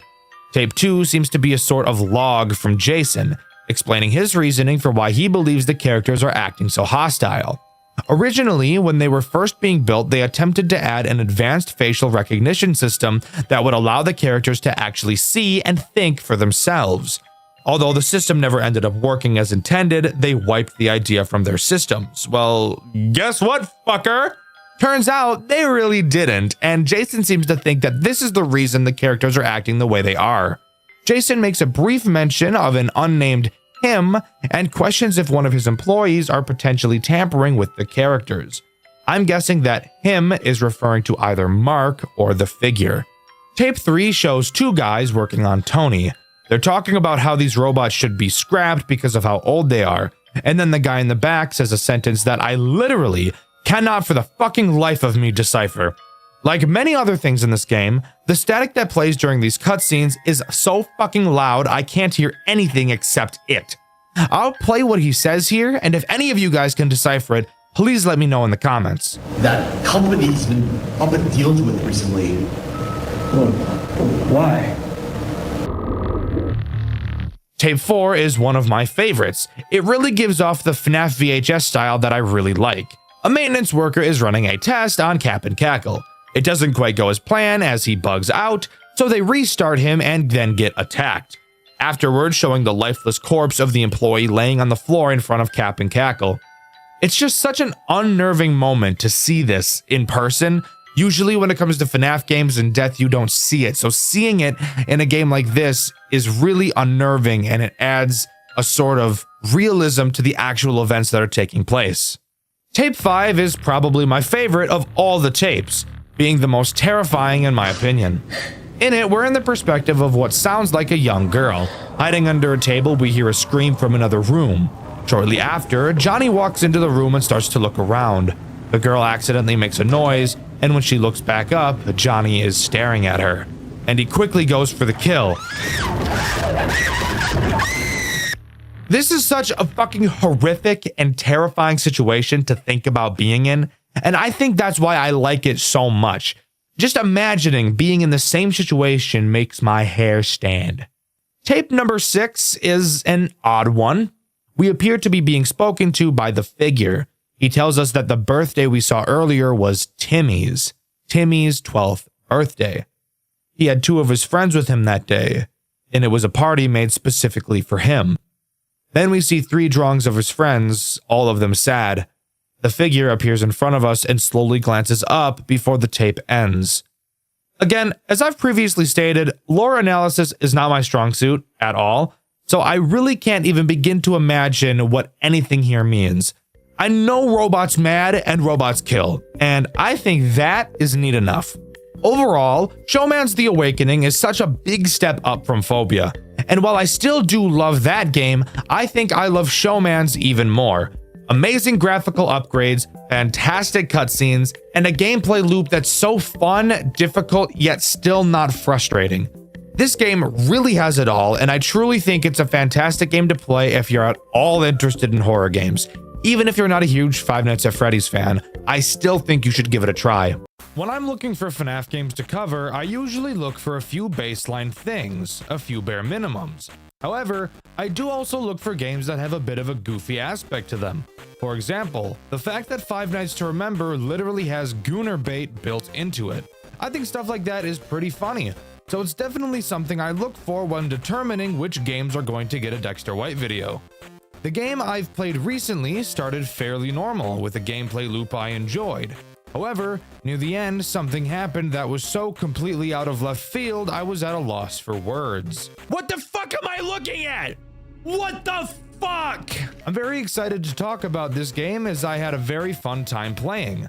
So sit back and enjoy the ride as we dive nuts first into animatronic memories. Animatronic memories starts as many official FNAF games do, that being showing a newspaper clipping asking for a security guard to monitor the building at night. Excited, jumping for joy, and kicking our feet and shit, we accept the offer and start our first night on the job.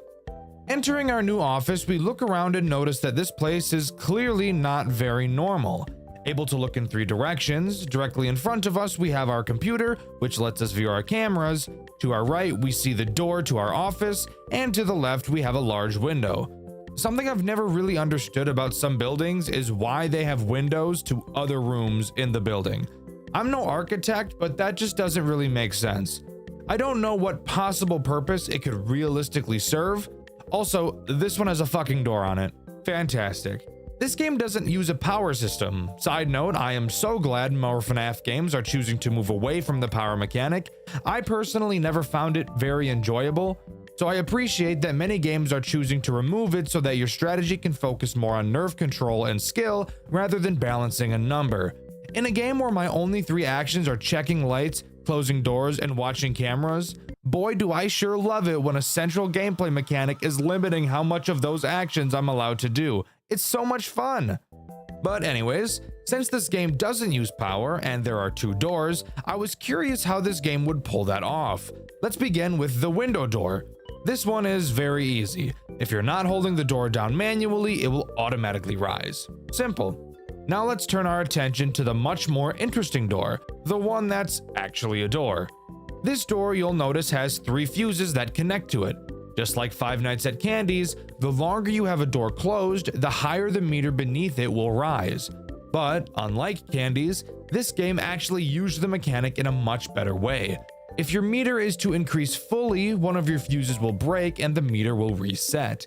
If you lose all 3 fuses, you will no longer be able to close the door, and the animatronics will very quickly close the gap on you and very quickly close your mouth so you don't make too much noise when they're obliterating your guts like iDubbbz obliterates his reputation. And that's really all you need to know to be able to play this game. All the mechanics are incredibly simple, which I think a lot of people could agree with me when I say that's a breath of fresh air, especially when it seems like every new FNAF release is just trying their best to get on the max mode list. But anyways, on to the threats that this night introduces, that being Bonnie and Chica. Let's pause for a moment. I want to really take the time to appreciate these character designs. Not only are they creepy, not only are they gorgeous, but they're also extremely uncanny. Looking at these characters just makes me uncomfortable in a very unique way. Especially Chica, like fucking ew. Anyways, let's start with Bonnie. Bonnie does exactly what you'd expect him to. He starts on the show stage, randomly walks around the cameras, and eventually lands at your door. Which again, with the way these characters look, it's just really fucking uncomfortable looking, which I love. All you need to do is close the door, and you're a-okay. He'll pound on the door, and you can reopen it. Chica is much the same, except she's fatter. Since these two are really just here to teach you the basics, beating the night is very easy. But before we can move on to night 2, we get the pleasure of talking about the very neat post-night minigames. After each night, we get to play a repairing minigame. I will say, technically speaking, these aren't really games at all, more just a holding down the mouse simulator, but I love little extra things like this. I would have enjoyed them in a game like Jolly as well, but unfortunately for that game, especially Jolly 3 Chapter 1, the minigames there take so fucking long I'd rather rip out my own catheter than ever play them. However, in this game they're short, sweet, and pretty fun for what they are. We're always tasked with replacing a piece of whatever animatronic is given to us. On night 1, that's Bonnie. The challenge of these nights, if you can even call it a challenge, come in the form of the character behind us, a ratchet-ass looking female balloon boy who probably has a clussy. What the fuck?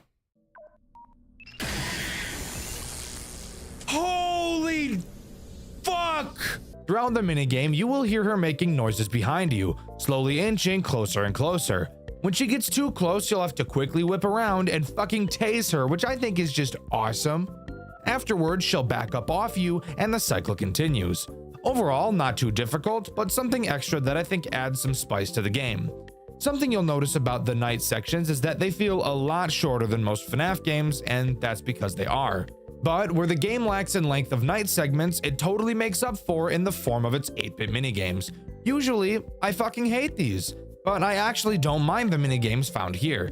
Let's go over the post-night 1 8-bit minigame. The purpose of these minigames is exactly what you'd think, that being introducing lore and of course sliding in some secrets that allow for a different ending. This game only has 2 of those, thankfully, so I'll be going over the process of getting the true ending right now because no shit. In the first minigame, you play as Freddy. It seems that throughout these minigames, all the characters are preparing for a party. In each minigame, whichever character you play as will have a different task to complete. Freddy's task is being a fat lazy fuck and just talking to the other characters. Wow, Freddy, you're really taking pages out of your toy counterpart's book, huh? Fat lazy piece of shit. Yeah, watch all your coworkers do the work and still take the credit at the end, dick.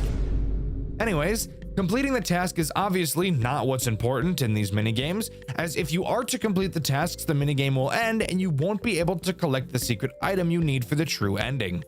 What you should really focus on doing is finding a glitched sprite somewhere around the building. Very similar to going into the glitched areas in FNAF World. For Freddy, the wall will be glitched between 2 tables at the bottom of the map. Touching this glitched area will bring you back to some black space Amori type shit. In this black space, all you have to do is find a Freddy plushie and bring it to one of the crying children. After doing so, you'll be met with a black and white animatic, in which you're in the POV of a kid entering a Fazbear location before getting lured into the back room by a man in a bunny costume. Fuck that molester, bro! Get him out! No, get that fucker out of here, bro! Oh my god.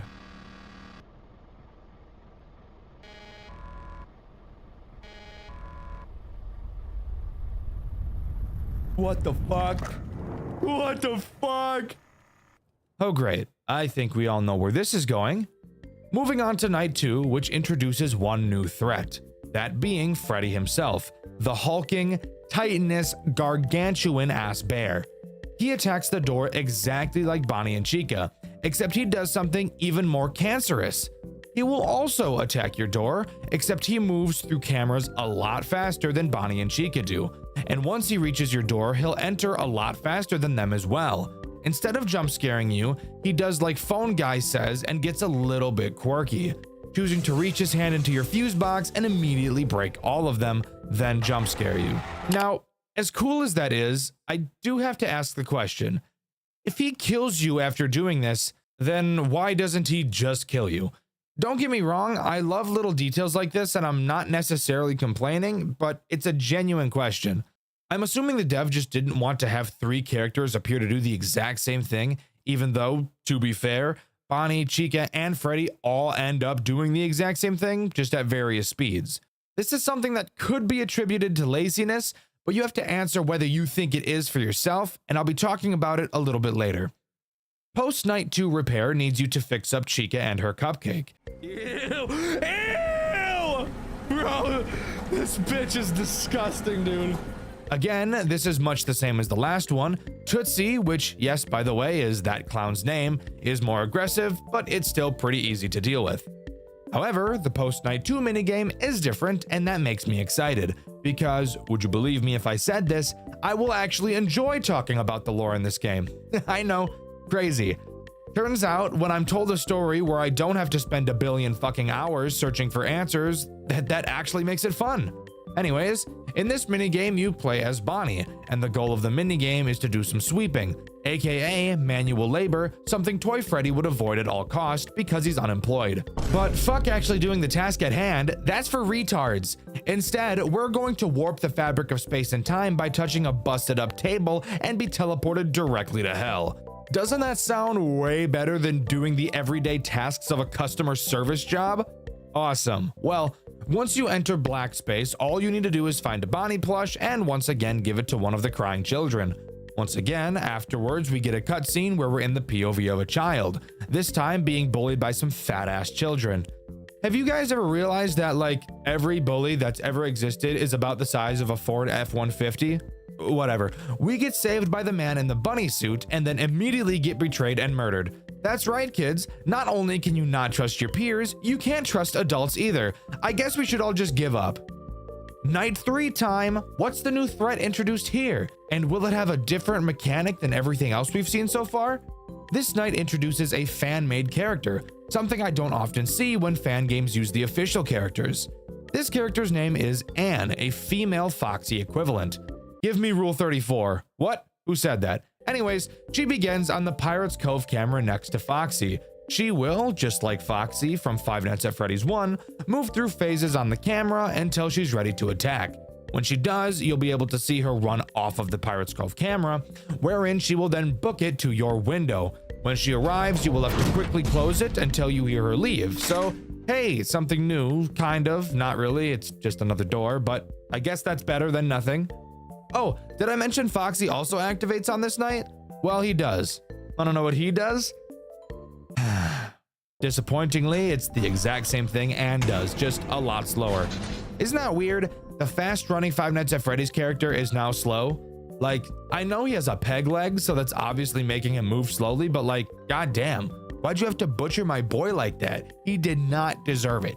But yes, as I've said, Foxy does the exact same thing Anne does.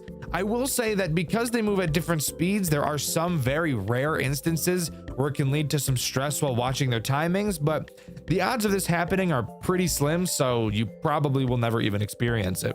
That's honestly my biggest problem with this game. It looks amazing, I'm interested in the story, the sound design is fantastic, and you even managed to make me enjoy the 8-bit minigames. But this game has introduced 5 characters so far, and yet somehow, with 5 characters, there's only 2 mechanics to deal with all of them, and both of those mechanics are closing a door and waiting a few seconds. I've tried my best to think about how I can view this positively, but I really just can't. Sure, I personally like it when FNAF games aren't too hard and I can beat them without too much strain, but I can easily see how this game's mechanics could be a turn-off for some people. There's just not enough happening to keep a lot of people interested. We have one character to talk about who switches up the mechanics a little bit, but I still don't even think that's enough, especially given the time this game was released, that being February of 2025. You might question my complaining of this. Dexter, the original Five Nights at Freddy's, only had 1 mechanic, 2 if you're being generous and calling Foxy a different mechanic. And to that statement, I'd agree. However, there are 2 points that I have to give to that argument. Yes, FNAF 1 only had 2 mechanics, closing the door and stalling Foxy. However, the first thing you need to acknowledge is that Five Nights at Freddy's 1 was released in 2014 and was a pioneer of an entire genre. It has been 11 years since that game's release. I think it's reasonable to expect newer games in the same genre to have evolved, and for the most part, they totally have. Look at The Joy of Creation, Tycoon Sons Lumber Co., Showman's Awakening. All of these games have added so much to the central idea that is Five Nights at Freddy's. This game just doesn't do that. On top of that, let's dive a little bit deeper into Five Nights at Freddy's 1 for a moment. While yes, the only real mechanic in that game is closing the doors for defense, we need to talk about the synergy between Freddy and Foxy. Foxy requires you to look at your cameras to stall him.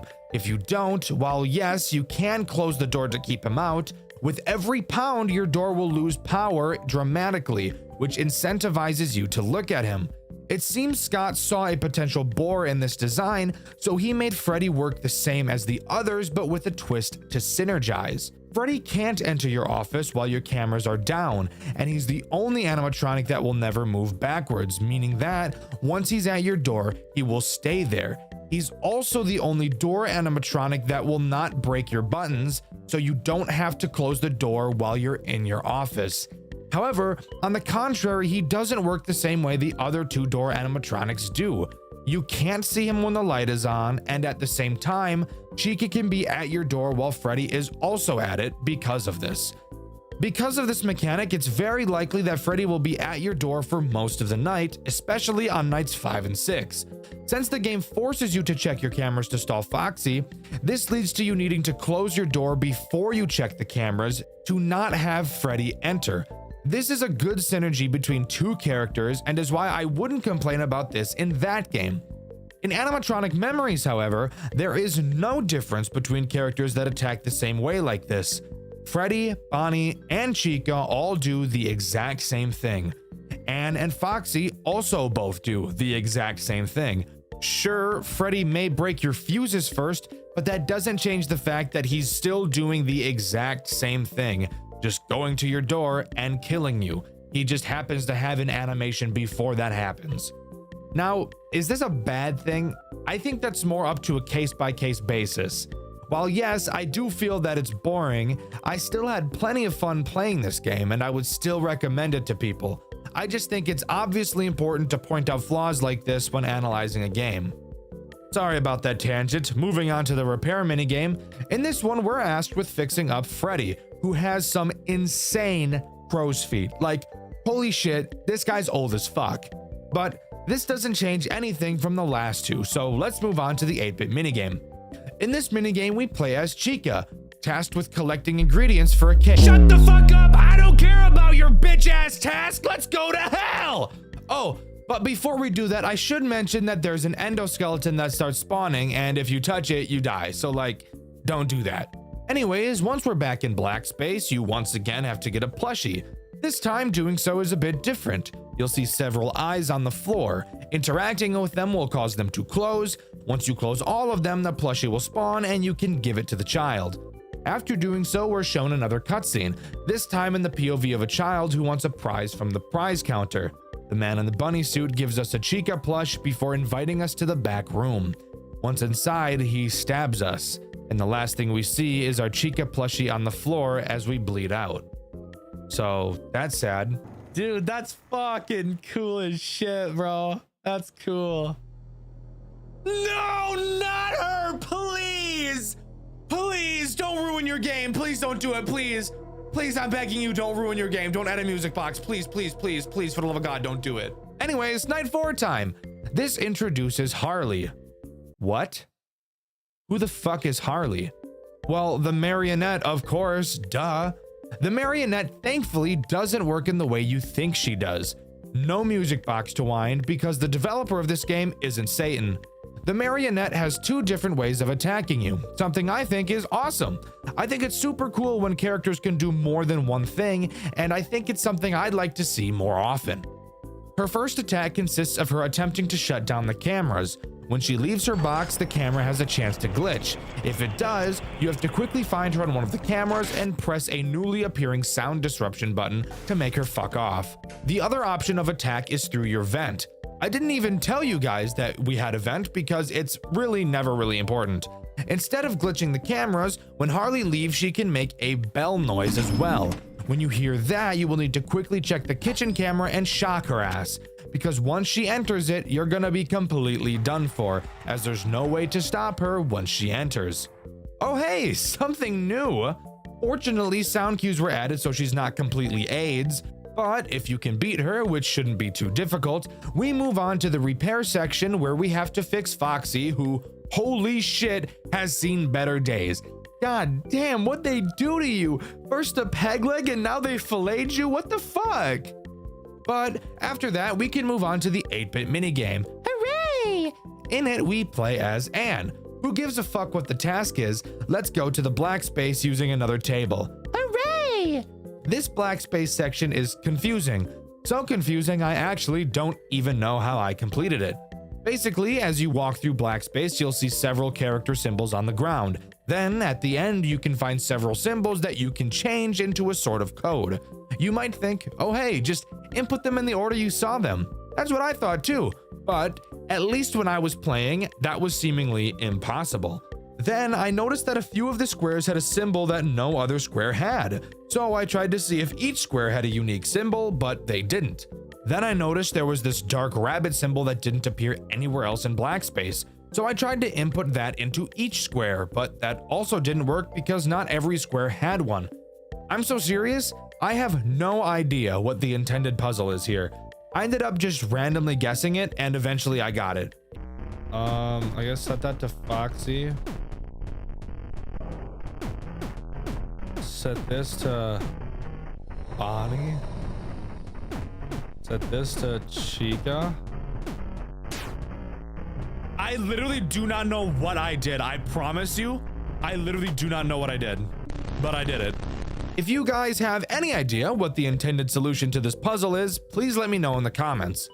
But once you get the plush and give it to the child, we take another look at another cutscene. This time, the man just ganks some random ass kid who was just standing there minding their own business and murders them. No motive. Jesus Christ. I'm not going to bother talking about Night 5 since it's just a harder version of Night 4. Additionally, there's no repair section after this night, only being one final 8-bit minigame. In this one, we play as Foxy. Going into black space, we can place all the plushies we've collected on podiums, which will give us the Foxy plush. Placing it on the final podium will spawn one final child and the minigame will end. Being tossed into one final cutscene, we see another kid get shanked to death. Amazing and deserved. Shouldn't have been a child, dumbass.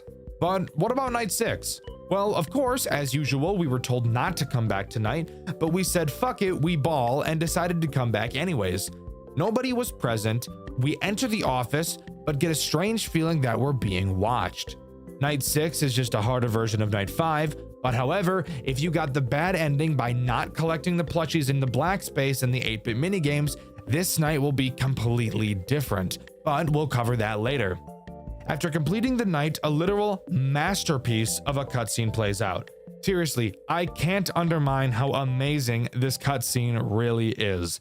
It starts with us standing in front of the arcade machine. Our suspicions are confirmed when Afton comes up behind us and fucks our shit up, knocking us out. Soon after, the arcade game glitches as fuck, and all of the animatronics walk into the back room. And let me tell you, they're itching to serve up a knuckle sandwich. Jesus Christ, cut that out, that's corny as fuck. Afton pulls out a shocking device to fuck with the robots, which shuts them down. Thinking he's won, Afton lets his guard down. That's when the spirits of the children attack him. They loosen a pipe on the wall and break it off. They shove Afton onto it, and as the pipe impales his chest, his lungs fill with blood.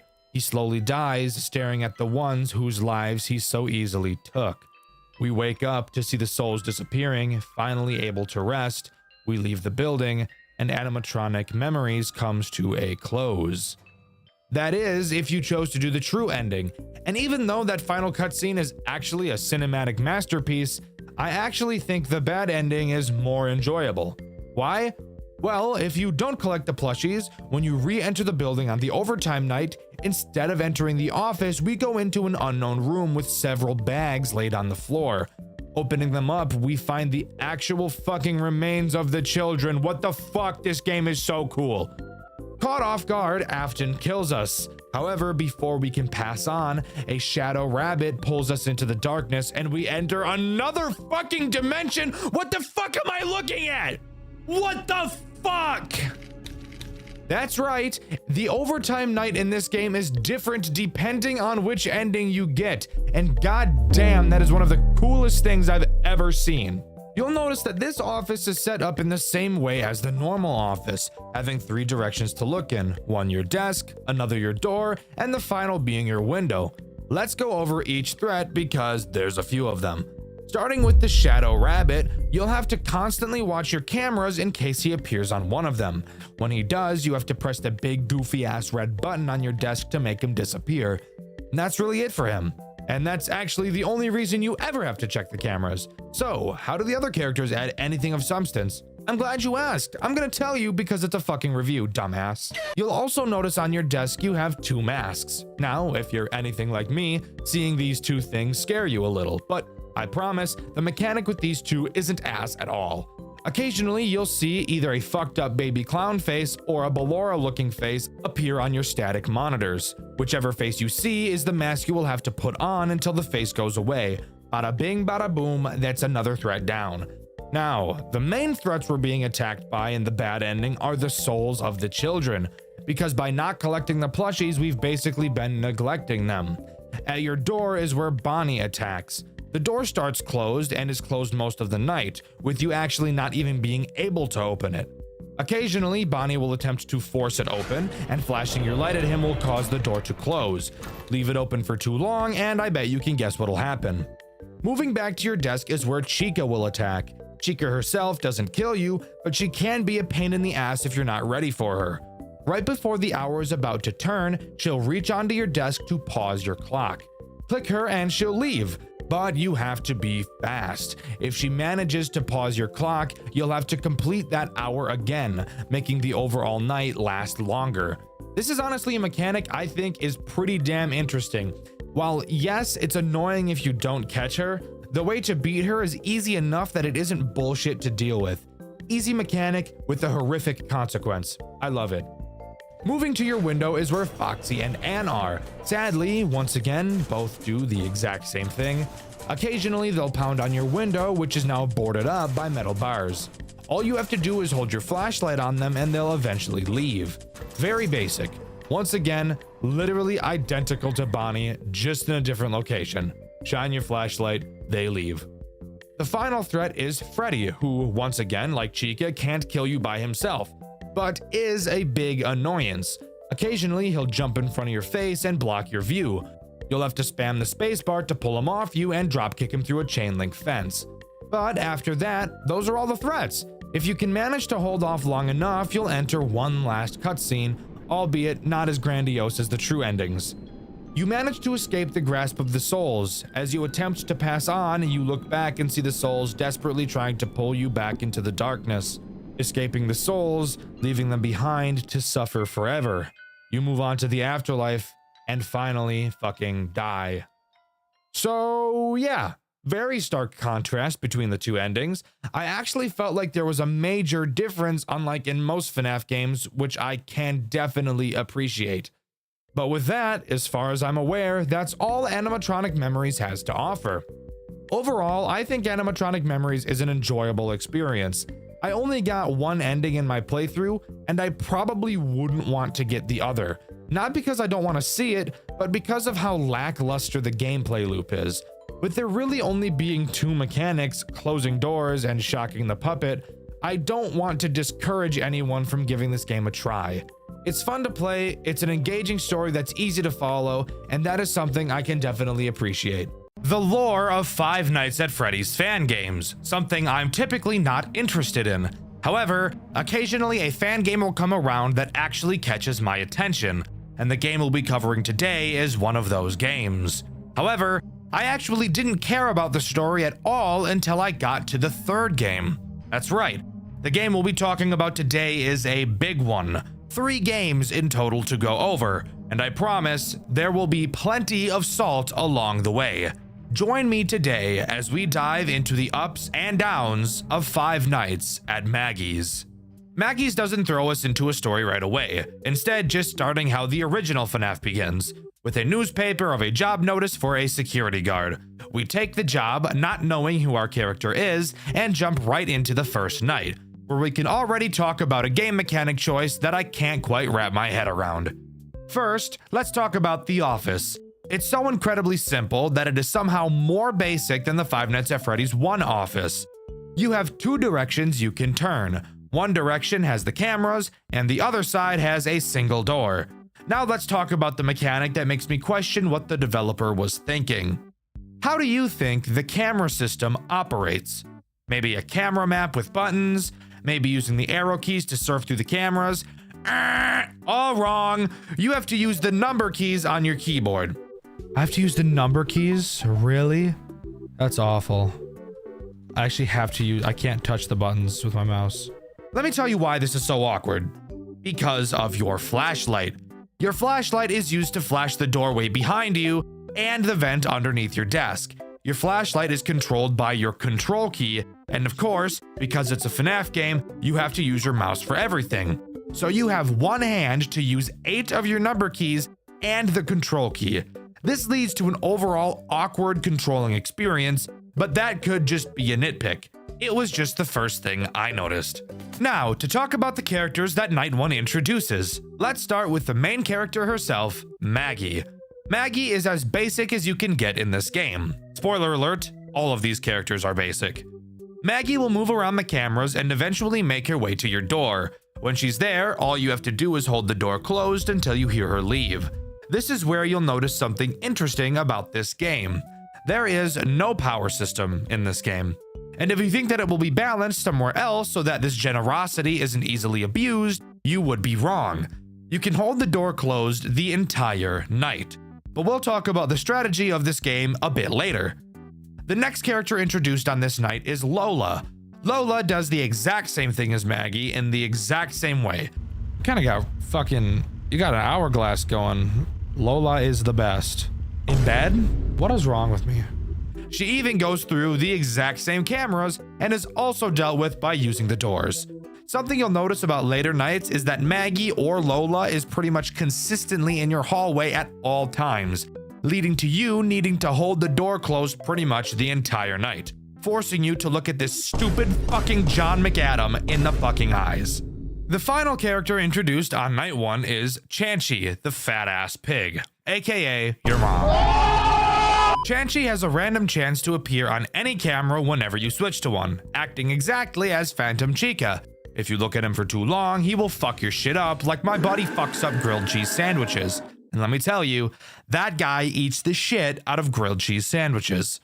However, once we talk about the ultimate strategy a bit later, you'll quickly learn how Chanchy will pretty much never be a problem. Overall, if you know how to use your noggin a little bit, you may notice that all 3 of these characters can be dealt with by just holding the door closed the entire night and never doing anything. Hold your left click down, take a nap for 6 minutes, and then we'll start talking about Night 2. Night 2 introduces the final 2 characters this game has to offer. That's right, guys, it's about to get crazy. Not really, but let's talk about these 2 new assholes. Let's begin with Hank. Hank will try to enter the vent underneath your desk. Once he's there, he'll make a sound cue. Simply look under your desk and flash him with your light and he'll go away. However, there is a chance he will stay in the vent instead of going back to the stage, except the side effect is he will still make a sound cue when you have to flash him again, so this really isn't as scary as it sounds. Flower is the other character added on this night. And guys, come in real close for me. Would you believe me if I told you Flower was exactly the same as Hank? Well, guess what? She is. Quite literally the exact same mechanic. So nothing too much you'll have to worry about. There you go. That's every character in the game. Just kidding. I actually lied to you. There is one final character we have to talk about, except here's the thing. I don't know its name. I think it's Guppy, but that could be entirely wrong. Guppy appears on the cameras in camera 3. Guppy acts as this game's Foxy. You will have to watch him on the cameras to prevent him from moving. If he gets up and leaves, guess what? Dead. Ass souffle. However, since every main night after this one doesn't add anything new, it's time we talk about this game's disgustingly broken strategy. So, stay focused because it's super complicated. Basically, once the night starts, instantly turn to camera 3 to stall Guppy. Then turn around and hold the door closed, even if nobody is there. If at any point you hear a vent noise, quickly turn around and flash the vent, then turn back around and hold the door closed again. There you go. You've just beat the game. This strategy successfully stalls Guppy, ignores Chanchy since you're never switching cameras, keeping the doors closed long enough that nobody will ever get in, and will handle the vent animatronics more than adequately. Nights 2, 3, 4, and 5 can all be handled using this strategy. This is by far this game's biggest downside. It is so easy that it's boring. The majority of this game is spent staring at this stupid fucker's face. I hate this guy's fucking smile. Look at this piece of shit. Ugly ass, fuck ass boy. John McAdams. More like John McFat-ums. Am I right or am I right? Yeah, I'm right, I know. You guys can laugh. No, you can laugh, it's okay. It's okay, I know I'm funny, it's okay. Now, you might have noticed I mentioned that strategy only works up to night 5, and that's because I lied again. There's another character we have to talk about that's integrated on night 6. I don't know his actual name, and fuck you, I'm just gonna call him Porky since that's what I called him in my playthrough, which you can see over on my second channel, Dexter Black. Porky Pig acts as this game's final boss character. Night 6 is impossible. Kind of. Porky Pig can attack both your door and your vent. He also moves at the speed of fucking sound. He will go from your door to your vent in the span of 2 seconds. Now, here's where it gets impossible, and the funny story that goes along with this. So, here's the hilarious extra mechanic with Porky. He can actually be at your door and in your vent at the exact same time. If he's at your door and you close it, you will hear him in your vent. Not there's a chance. No, you will hear him attack your vent. So you might think you should flash him in the vent. So you go to turn around. But the moment you let go of your door, you get fucked. What the fuck, dude? What the fuck is that? I hear the vent noise. I did not hear noise hearing him enter the hall. He's in the hall. If I open the fucking door, it doesn't matter where he is in the hall. He just fucking kills me. Since once again, he will be in both places at the same time. Dexter, that doesn't sound very fun at all. Well, listen to this. Apparently, I played a version of the game where Night 6 was broken, as I received a comment from the game's developer telling me so. So yeah, that's pretty interesting. So what actually happens if you beat Night 6? We get one final newspaper article explaining that the owner of Maggie's, Robert Madden, was found dead in his office from a shot to the head. Of course, since we were the only ones left in the building, we are the main and only suspect. We also learned in this newspaper that our name is Stephen Cadell. The article finishes off by informing the public that the pizzeria's new owner will be Robert's son, who isn't named.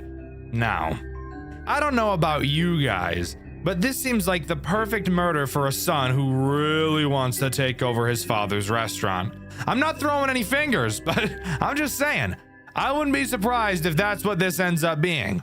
Now, you may think I got through this game really quickly, and that's because I did. Five Nights at Maggie's 1 is an incredibly easy and boring game. However, it does pave the way for the super interesting story that the rest of the series tells. So, if you can get over that, then we can talk about Five Nights at Maggie's 2. And I promise, these games are only going to get more and more interesting. Let's dive down the rabbit hole. Five Nights at Maggie's 2 is significantly more interesting than the first game in terms of actual gameplay. To start, there are more than 2 things to look at. This time, on your desk, you have your cameras and a vent. To your left, you have a big hallway, and to your right, you have Guppy sitting dead as fuck in the corner. Want to hear something really great? The cameras in this game also have vent cams. Isn't that just awesome? Just kidding, I know it isn't. In terms of new characters, there really aren't any, just the returning characters from the first game, except this time, they're all withered. Night 1 introduces 3 threats. Let's start with the most basic of the bunch, that being Maggie herself. Maggie will wander around the cameras in an attempt to get to you through the hallway on your left. Once she enters your hallway, she will make a sound cue letting you know that she is there. When she is, you will have to turn to the hallway, pull up your shock button, and shock the hallway to make her piss off. Except you want to hear something really funny? Maggie has the chance to not leave the hallway when you flash her. Why? Because fuck you, I guess. I really dislike blatant RNG mechanics like this in games. It's the same reason why I hate Five Nights at Freddy's 3 and its bullshit 1 in 7 dick that it pulls. So maybe you don't want to have to deal with the chance of that RNG AIDS. Can you stop Maggie from reaching your hallway? Well, yes, actually you can. Inside of the cameras, you will find a play sound button, which, as the name suggests, will emit a sound on whichever camera you use it on. Maggie does not like this sound, so if you use it on the camera she's on, she will move backwards. Except I actually just lied to you. Remember how I said this was a way to avoid the stupid fucking RNG that Maggie pulls at the door? Well, guess what, fucker? That's right! She pulls the same RNG bullshit in the cameras too! Except somehow it's even worse! Maggie has a chance to move forward a camera instead of backwards a camera when the sound button is used, actually making her progress to your hallway even faster. Isn't that just what you want? Hey, I just fucking sounded you, asshole. Don't act like I wasn't on top of that shit. So the way to deal with Maggie comes down to just completely ignoring her in the cameras and letting her attack your hallway, since you're going to have to deal with the RNG regardless. You might as well just put your focus somewhere else and only focus on her when you hear her in the hall. The second character Night 1 introduces is Chanchy. Wanna guess what he does? If you said the exact same thing as Maggie, you'd be absolutely right. And the best part? He also has the chance to be a complete dickhead and ignore everything all the time. Want to shock him out of your hall? Well, maybe he's feeling like keeping his fat ass right there. Want to prevent him from parking his fat ass right there with the sound button? Well, maybe he's feeling like getting to your hallway even faster. Fuck it. Okay, fine. So another character that's better off being ignored until an attack. That's not so bad. What about the final threat, Dexter? Is that one any different? Yes, actually. The final threat introduced on Night 1 is Guppy. I fucking hate Guppy so much it isn't even funny. If you remember, Guppy is in the office with you to your right. Throughout the night, Guppy will try to... how do I say this? Slide his fingers down your crack? Hey, back the fuck up. Back the fuck up, Miss Missy. I tabbed out of the fucking game. The way you stop him is simple. Occasionally check on him and flash your flashlight at him to make him move backwards. The reason why I hate him so much, he makes no noise whatsoever. Not a single peep from this motherfucker right here, and he moves fast, especially on later nights. This guy is so fast, it's infuriating, and because he makes no noise, he's even easier to forget about. I hate him. He is buns. Hot ass, shitty robot. But overall, Night 1 isn't too bad. So let's move on to Night 2, which introduces 3 new threats: Hank, Flower, and Lola. Let's start with Hank and Flower since they both do the exact same thing. These two take advantage of your vents, crawling through them to attack you via the giant vent directly in front of you. If you see them in the vents, you can close whichever vent they're in.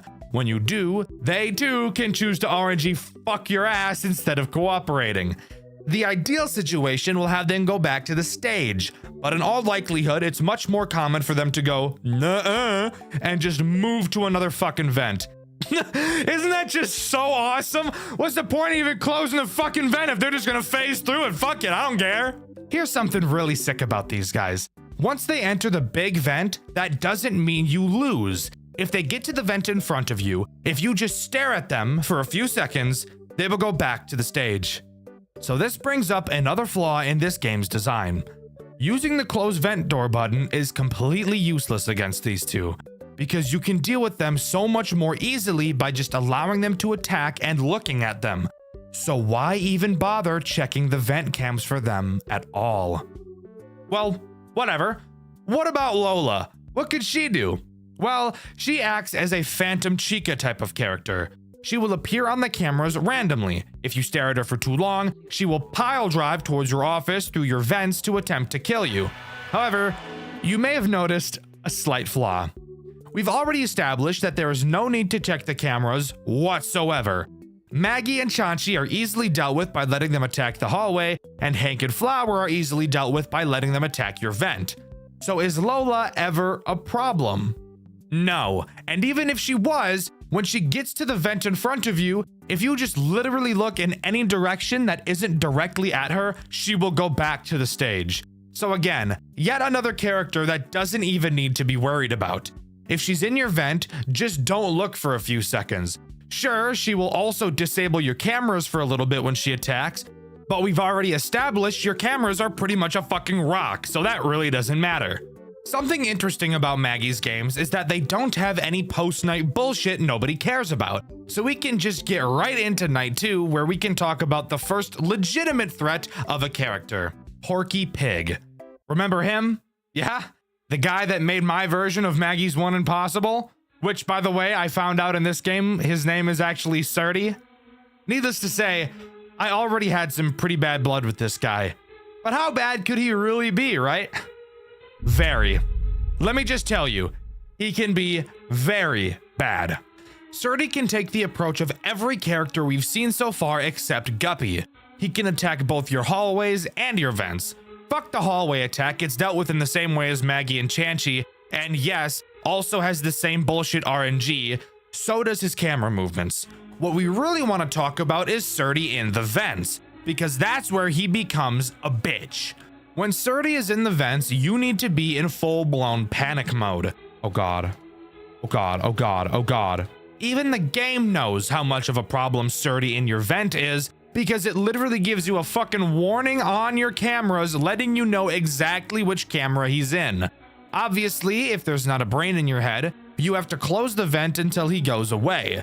And now's the time I should mention how these vent doors actually work, and why they make me want to shove a pencil down my urethra and snap it in half. Since there is no power in this game, there obviously has to be some nerf to these doors, but the nerf chosen just makes me piss blood. But that also might be from the pencil, I'm not sure. If at any point you pull down the cameras, the door will open. I don't think there's anything wrong with that. What really makes me want to die is that the door will open even if you switch cameras. So when a door is closed, you're locked in looking at it until whatever is inside leaves. And let me tell you about that. These fat motherfuckers don't move a goddamn inch! Literally, these fuckers will sit there in those vents with the doors closed for what feels like a fucking eternity. And on later nights when Guppy turns into a fucking track star, it makes it really easy to clench your legs so hard your testicles shatter into 32 small ass pieces. Fuck me in my ass. I was literally turning to you. Literally was turning to you. I got stuck. I was fucked, dude. I was fucking everything had to be fixed. The sound had to be fixed. The fucking vents had to be fixed. My dick had to be fixed. Fixed as fuck. Because you can't just stare at him in the vent to make him piss off like you can with the other vent characters, if he gets to you, your bunion rings. Completely Jover. But surely this game can't get any more bullshit, right? Surdy was the last character introduced from the first game, and Dexter already said that there wasn't any new characters, and Dexter wouldn't lie to me. He's a YouTuber, and a YouTuber has never lied before, right? Hate to break it to you, Buster. I lied. Night 4 introduces Jerry, the blue fucker. Who the fuck is Jerry? Well, let me tell you about Jerry. Have you ever thought to yourself, golly gee, one Surdy is already a headache to deal with. If only I could add another one. Well, if so, then you're in luck. Did you like one fucking Surdy in your ass? Why not two? Because that's exactly what Jerry is. Surdy 2.0. Except there's one key detail that doesn't really matter, but does just show Jerry was supposed to be the most AIDS character of all time. He's not even affected by the sound button, period. So there was quite literally no way to stop him. And he is fast, like really fucking fast. If he gets to your hallway and decides to bullshit RNG you, guess what, fucker? Game over, because by the time your shock recharges, you'll be dead. But in all honesty, that's not even the worst part. The worst part is without a doubt the fucking Tyson gay Guppy over there in the corner. You piece of fucking shit! This motherfucker is so goddamn cocksucking fast it hardly seems fair! Everyone in Night 5 is so fucking fast they will be sharding in your eyes from the moment you start the night. But the only place they aren't fast? The fucking vents that you can't look away from lest the doors open wide, allowing for any cold metallic robot to penetrate me in the ass and rupture my colon! Fuck! Fuck! Not to mention that Night 5 is so fucking loud, you won't be able to focus on the sound cues whatsoever. I gave up on Night 5. I don't care. This night was bullshit. This game was bullshit. Butt plug. Heart attack inducing fuck. So no, I didn't beat it. I'm not going to beat it. I'll beat my dick, but let's pretend like I did beat it. What happens then? Well, you get given Night 6, which is even fucking harder. Just a full-blown ass pounding with you as the main victim. I'm glad I didn't make it this far.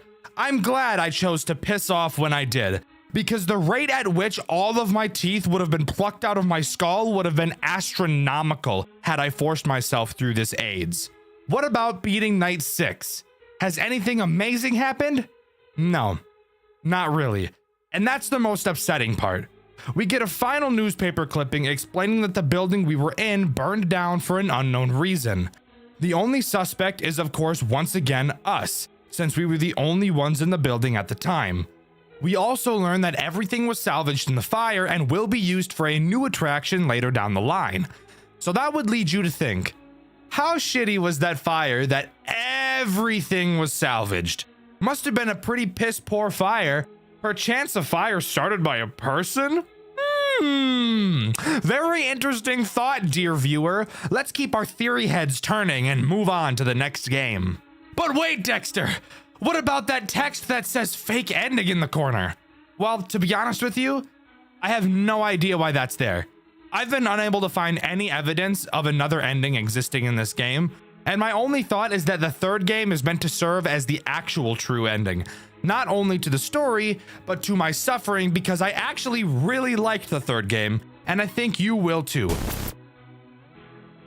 So please, let's stop talking about this fucking slop and move on to something a lot more appealing in Five Nights at Maggie's 3. Five Nights at Maggie's 3 is nothing short of a masterpiece, truly a stark contrast from the two games we've touched on so far. I was honestly incredibly surprised by the amazing step up in quality that this game brought to the table, not only in terms of story, but also in terms of graphics and most importantly to me, game mechanics. To start, Maggie's 3 opens to a repair minigame.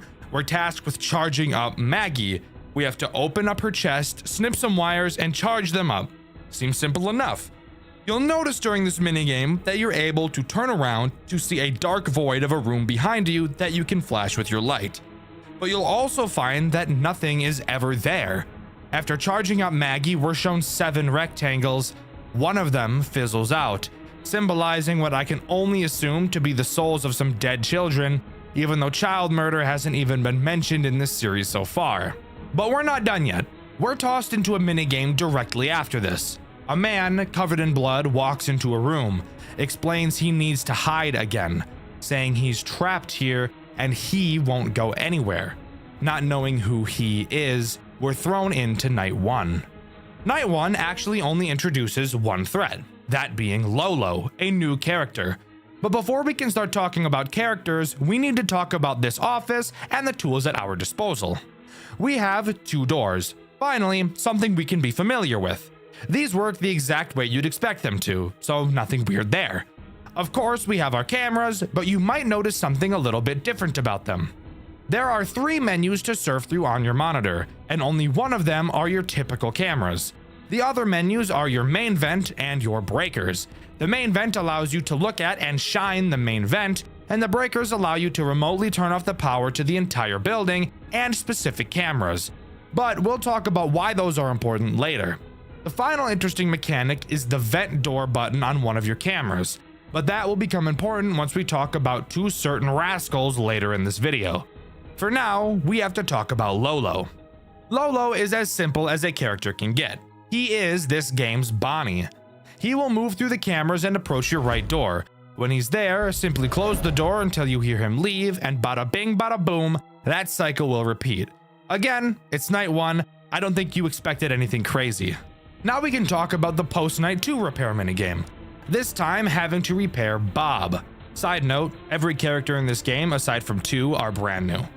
Same formula as the last minigame, except this time there's actually something in that darkness behind you. Surdy.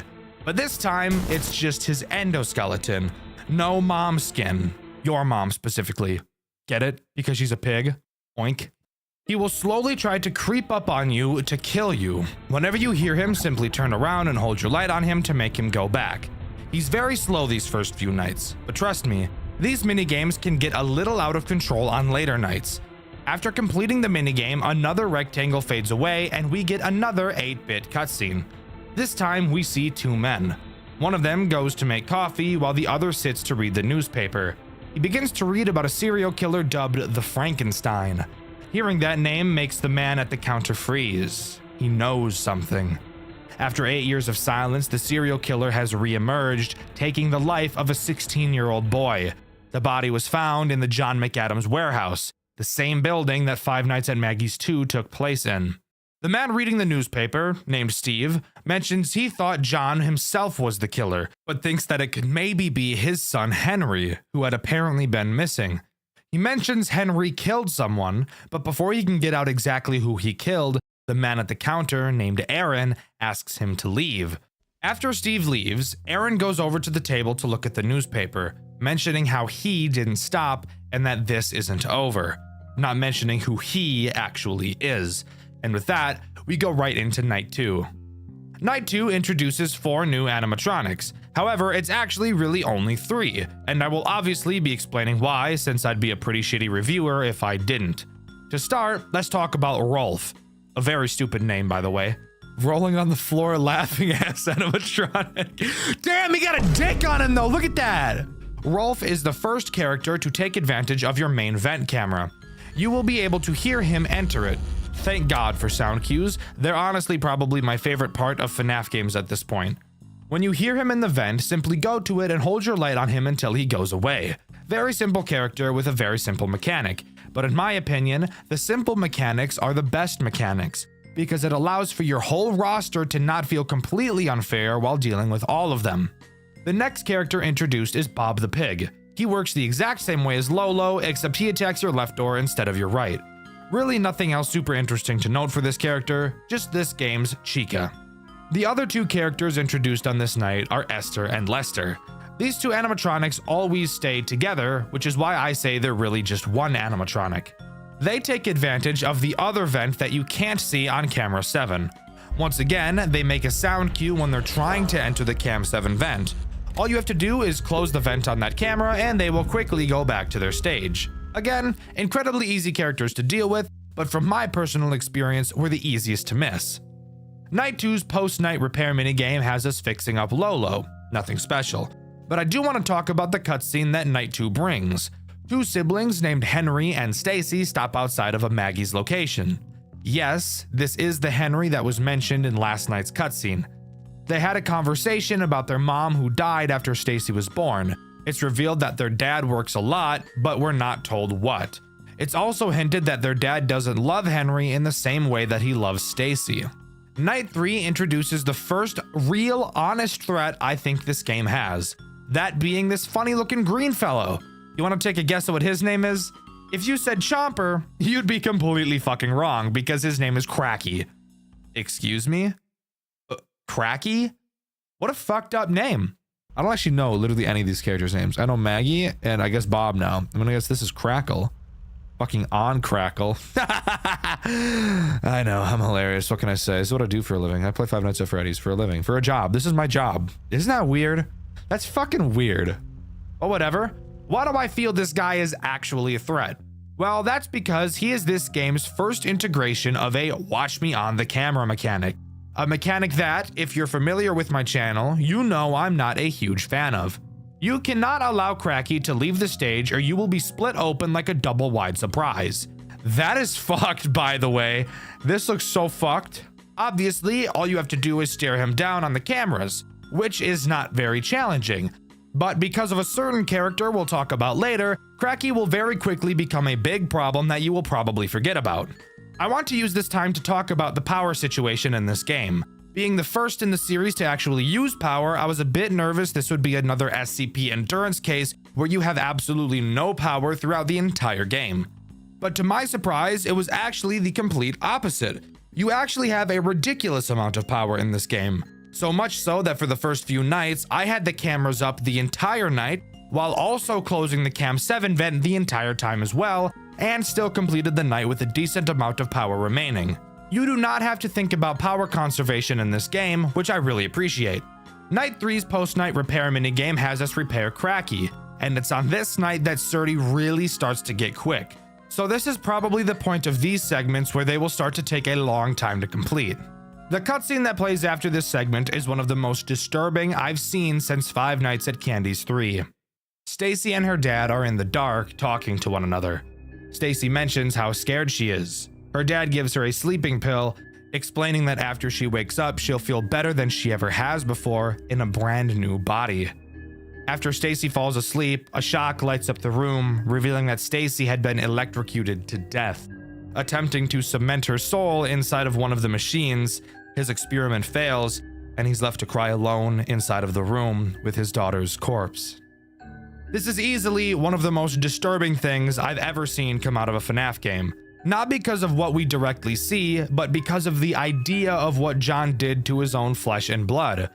Five Nights at Maggie's shows proof that you can tell stories about incredibly horrendous things in an interesting and not overtly edgy way. With all of the shortcomings I feel this game series has, I can easily say that the story is not one of them. Moving on to Night 4, we're introduced to the two final characters this game has to offer, Maggie and of course, Surdy.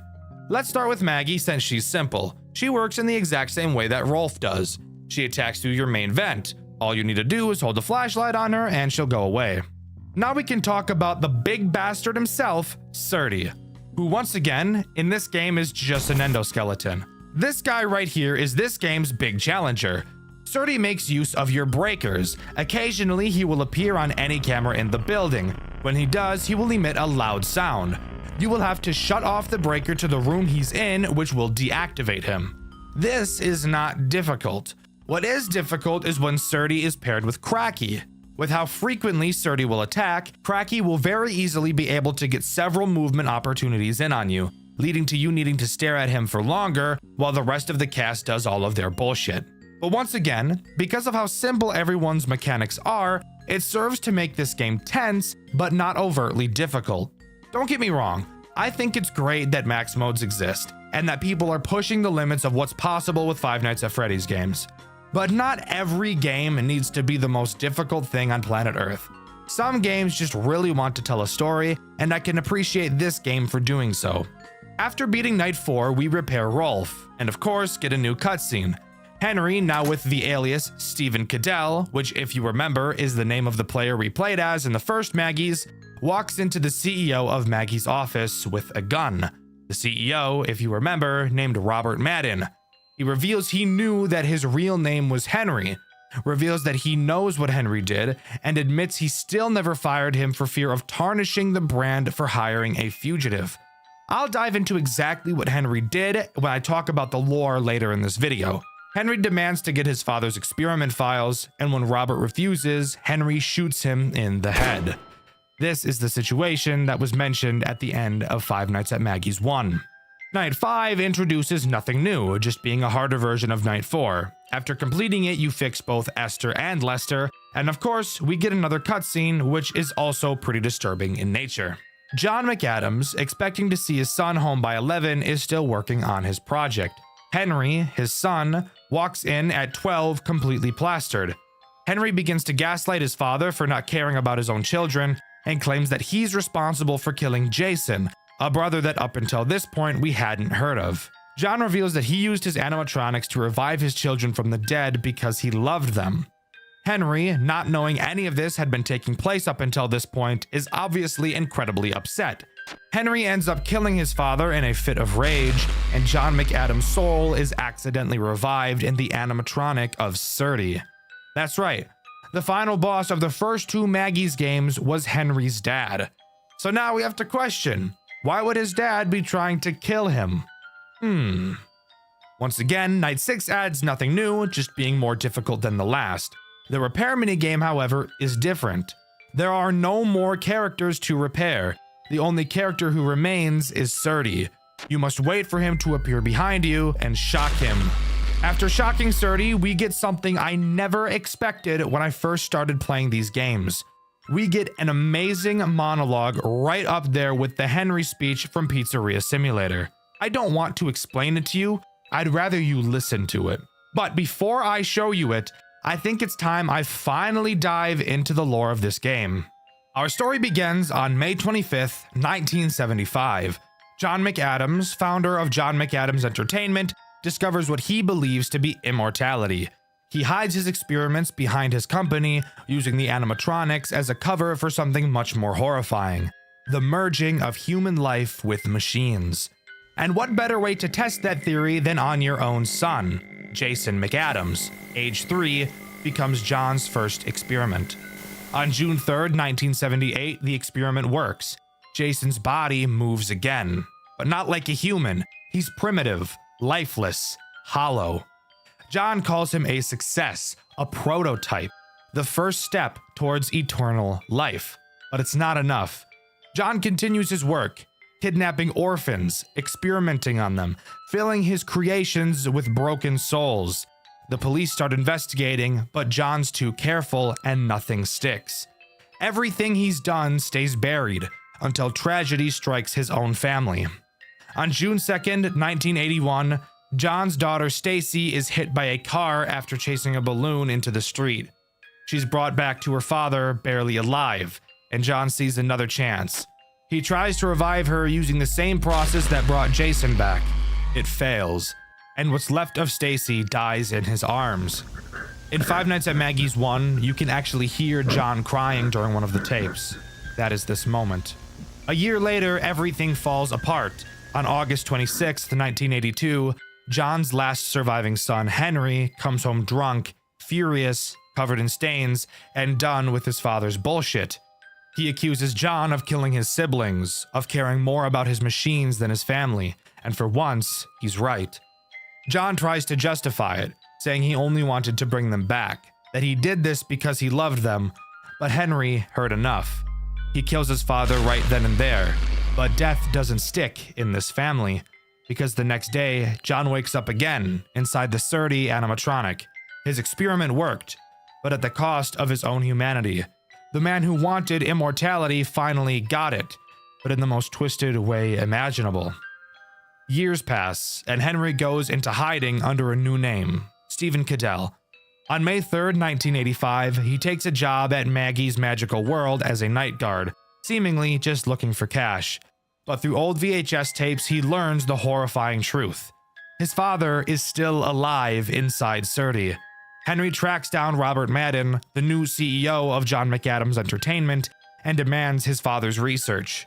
Robert admits he's known who Henry really is this entire time, but never fired him because it would tarnish the company's image.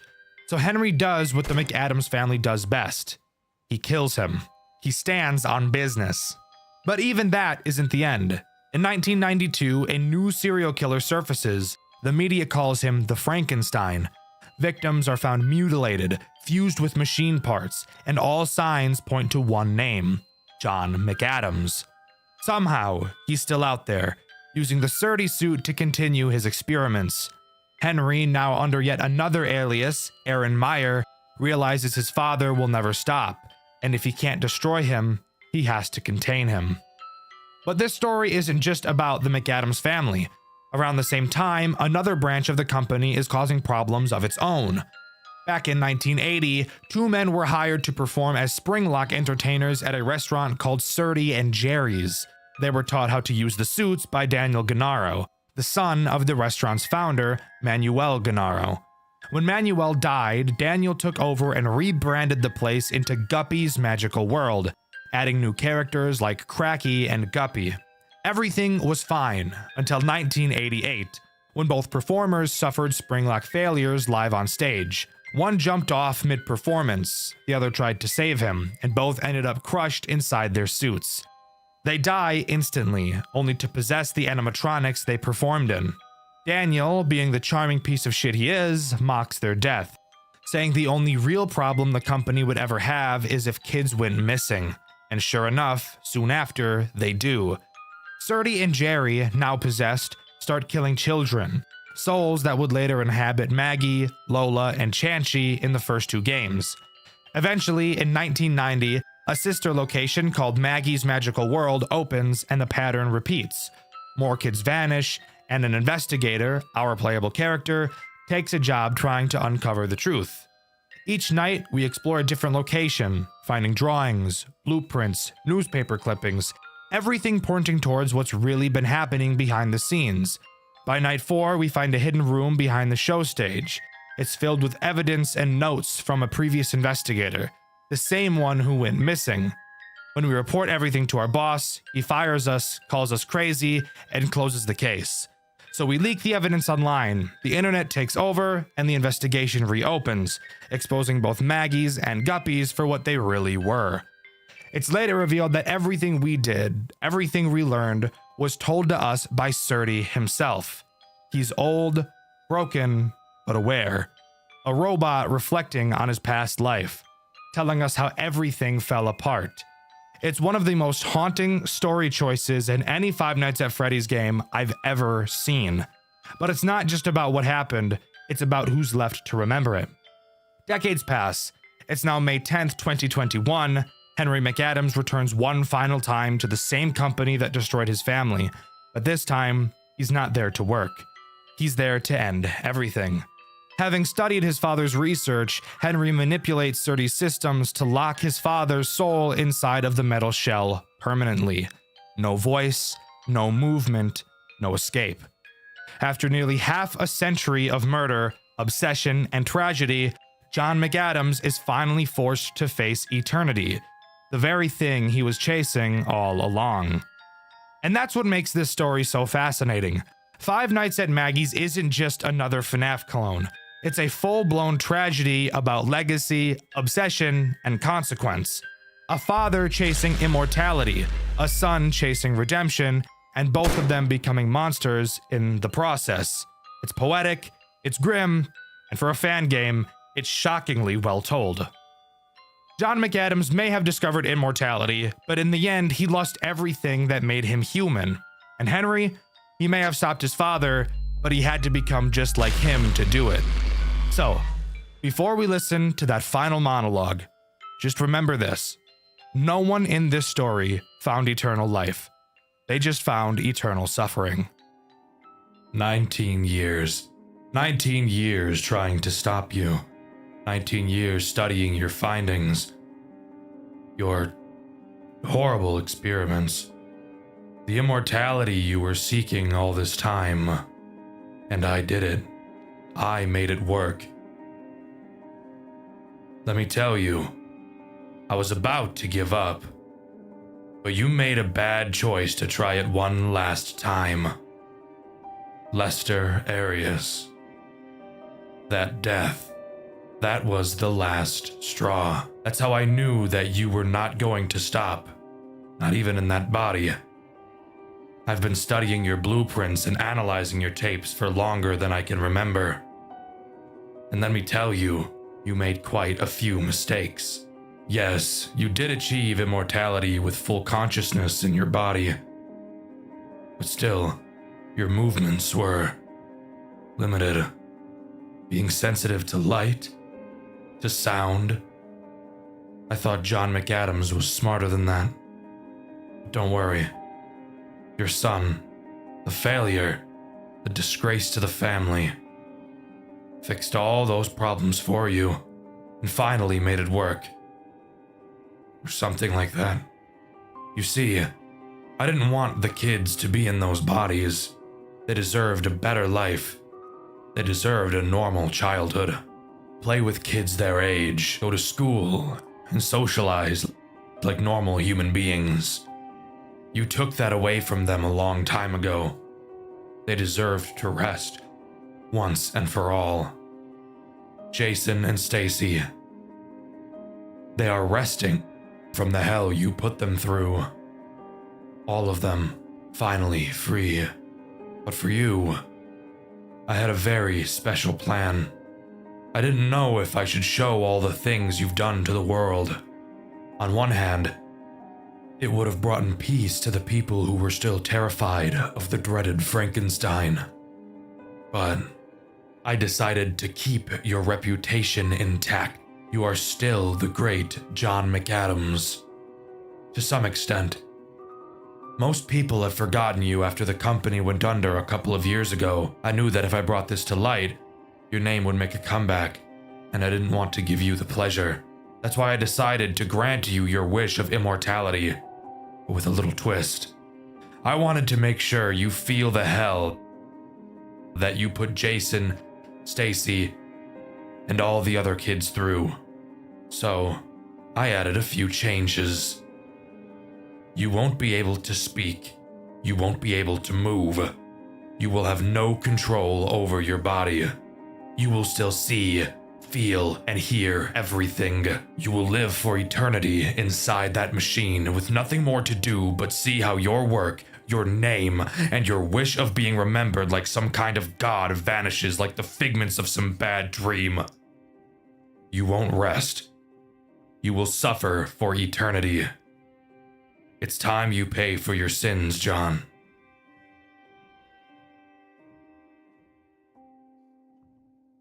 And there you have it. As far as I'm aware, that is everything that Five Nights at Maggie's has to offer. A game series that started off on a sour note for me and ended up becoming one of the most interesting and engaging stories I've ever experienced. I'd highly recommend you give the third game a try, as it is actually a very enjoyable game.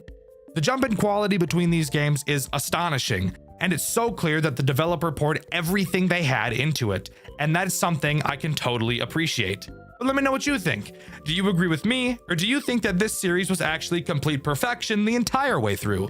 Let me know in the comments below. In my SCP Endurance video, I asked you guys who your favorite SCP was and why. My favorite comment was this one by Maincrack. They said SCP-001, and I agree. Honestly, one of the coolest SCPs ever designed, and of course, an absolute classic. The question of this video is, what FNAF series do you want to see me cover next, and why? With the question of the video being asked, subscribe to the channel, I'd appreciate it a lot. Thank you to all of my superfan channel members, you mean the world to me. I've been Dexter, and I'll see you guys in the next video. See ya!